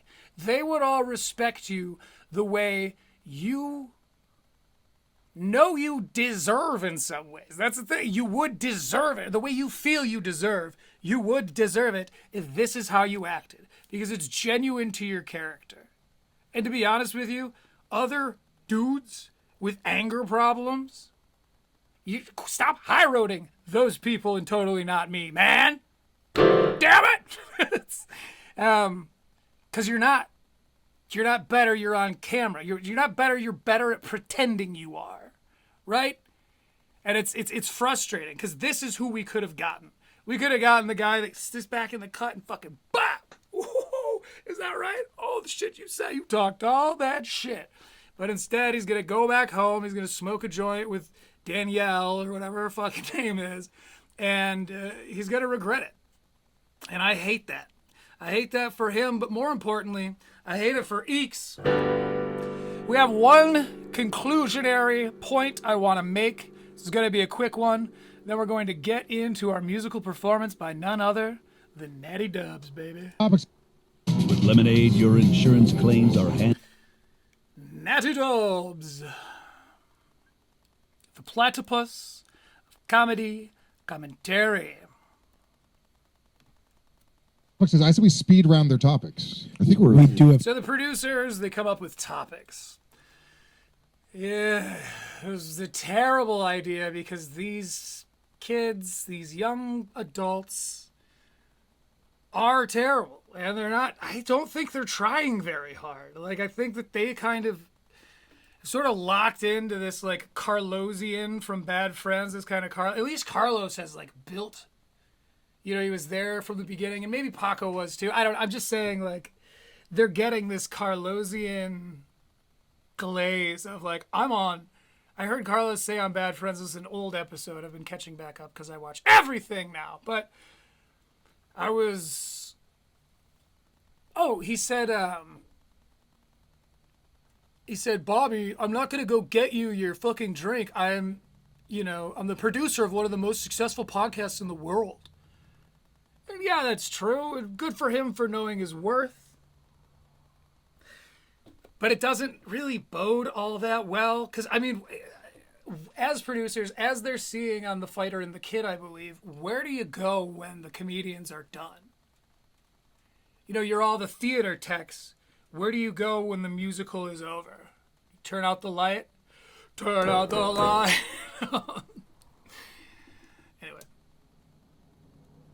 I love a speed round. Well, let's have him save it because we got a whole episode. Dan wants out. He's asserting himself in weird ways because he's still feeling a little offended. He's going to talk about it with Mary later on. We have to do the ads. We're going to get kicked out soon. We've got 10 minutes, no? All right, whatever. 10 minutes for ads? That's going to take No, we got more than that. We have till 4. We have a half an hour to get the ads. Oh, okay. Totally. That was what he was talking about, and he isn't bothered that he has to still be here. All right, speed round. Edit Dan not wanting to do the last segment out. Yeah. Ain't gonna dick. I'm super. I wonder how many edits do you do in the show? Ooh, Dan. You see, he's off now. He's off, and it's bothering him. We're gonna frame by frame this. He goes to say something. He speaks up a little. Shit. Yeah. I'm super. I wonder how many. Oh, you see? Do you see the Lethowitzian smile? Dan's pissed. But instead of frowning because he just got interrupted again and he's sort of been getting dunked on, look at Joe List. Joe List knows. He goes, oh shit, Dan was just in the middle of talking. Bobby cut him off, and now Dan is making this fucking face. He's going, there's so much anger boiling up in him. And this is what it looks like when you fight it as hard as you can. That's a real pro. 15 years of Dr. Allen's therapy all bunched up into one scrunchy 40-year-old face. How many edits do you do in the show? You look good, Dan. Look at him now. Dejected. What are you doing, bro? He's going to look down at my feet like I said I would do and be a fucking Eeyore about it. Me? Yeah. I already told Paco to edit something out. Anyway, we're here to listen to the producers' segments because this, again, is proof that we're past the high watermark in one very specific realm of comedy. I'll point it out. Now, my can... What, the million thing? No. Edit that up. I'll tell you later. If that was it. No, Really? no, I don't care about that. Are you a millionaire? Technically. My cans aren't... I don't have $1 Is million that in the bank. being picked up? That noise with the cap? It's insane. This? Yeah. No. These are dynamic What's the microphones. top? They Who's gonna they go only pick first? up like an inch in front of I you. got a topic. What is it? Oh, here comes the topic. Don't get me started on their mic etiquette. These guys are pretty good about it. Who would realistically win in a fight? Bobby's dog, Lewis's dog, Dan's dog, or Joe's kid? Ooh, great question. Great. See what I mean? Let's hear that one more time because that's literally the whole bit. That's my fucking closer tonight because it's important. Bobby's dog, Lewis's dog, Dan's dog, or Joe's kid? You guys, it's official. Dark humor is dead. It was cool. It was cool in 2016 when you weren't really allowed to be that way. It was cool through the 2020s, even the early 2020s, because it wasn't really okay to talk like that. It was edgy. It was totally edgy. Now, I hate to say this, but it truly, truly is dead, man. And people like these producers, well, they killed it. Anyway, I'm gonna get out of here. But before I do, I've got a little song by a group known as Les Pogues.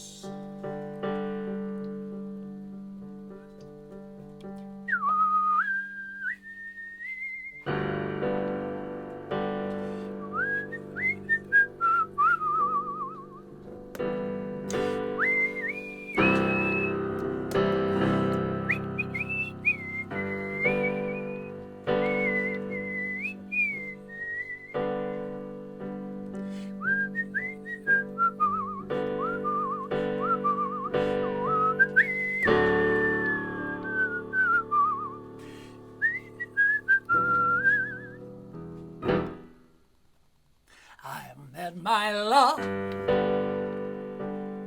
by the gasworks wall. I dreamed a dream by the old canal. Oh, and I kissed my girl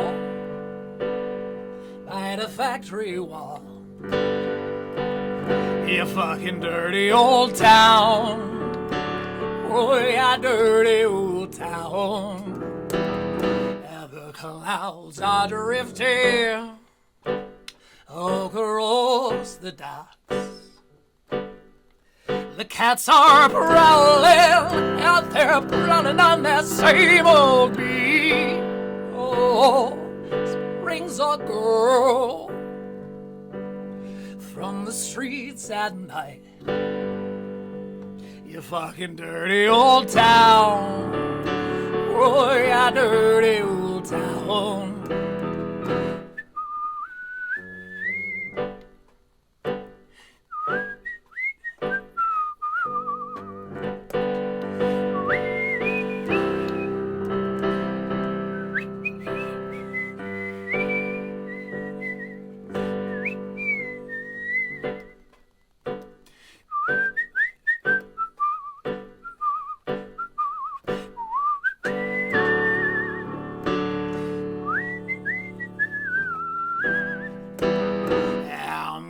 make me a big strong axe, a shining steel, tempered in the fire, will now chop you down like an old dead tree.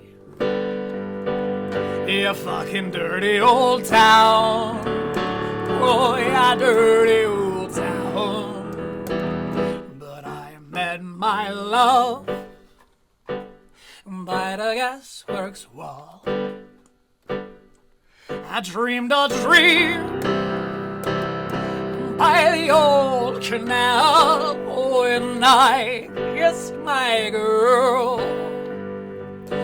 by the factory wall. You fucking dirty old town. Oh, yeah, dirty old town. You fucking dirty old town. Oh, yeah, dirty old town. Thank you very, very much per usual. I'm glad you had a good time. I'm glad I had a good time. This has been Critical Leaks. And in the meantime, be nice.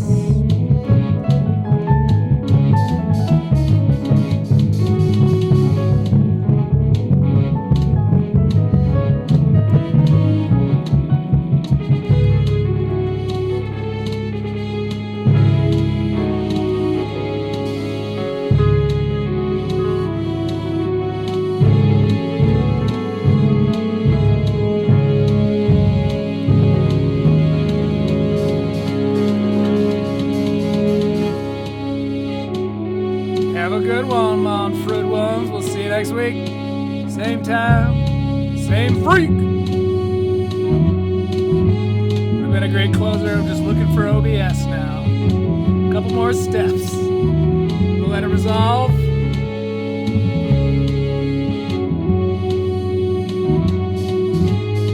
All right, take it easy, motherfuckers.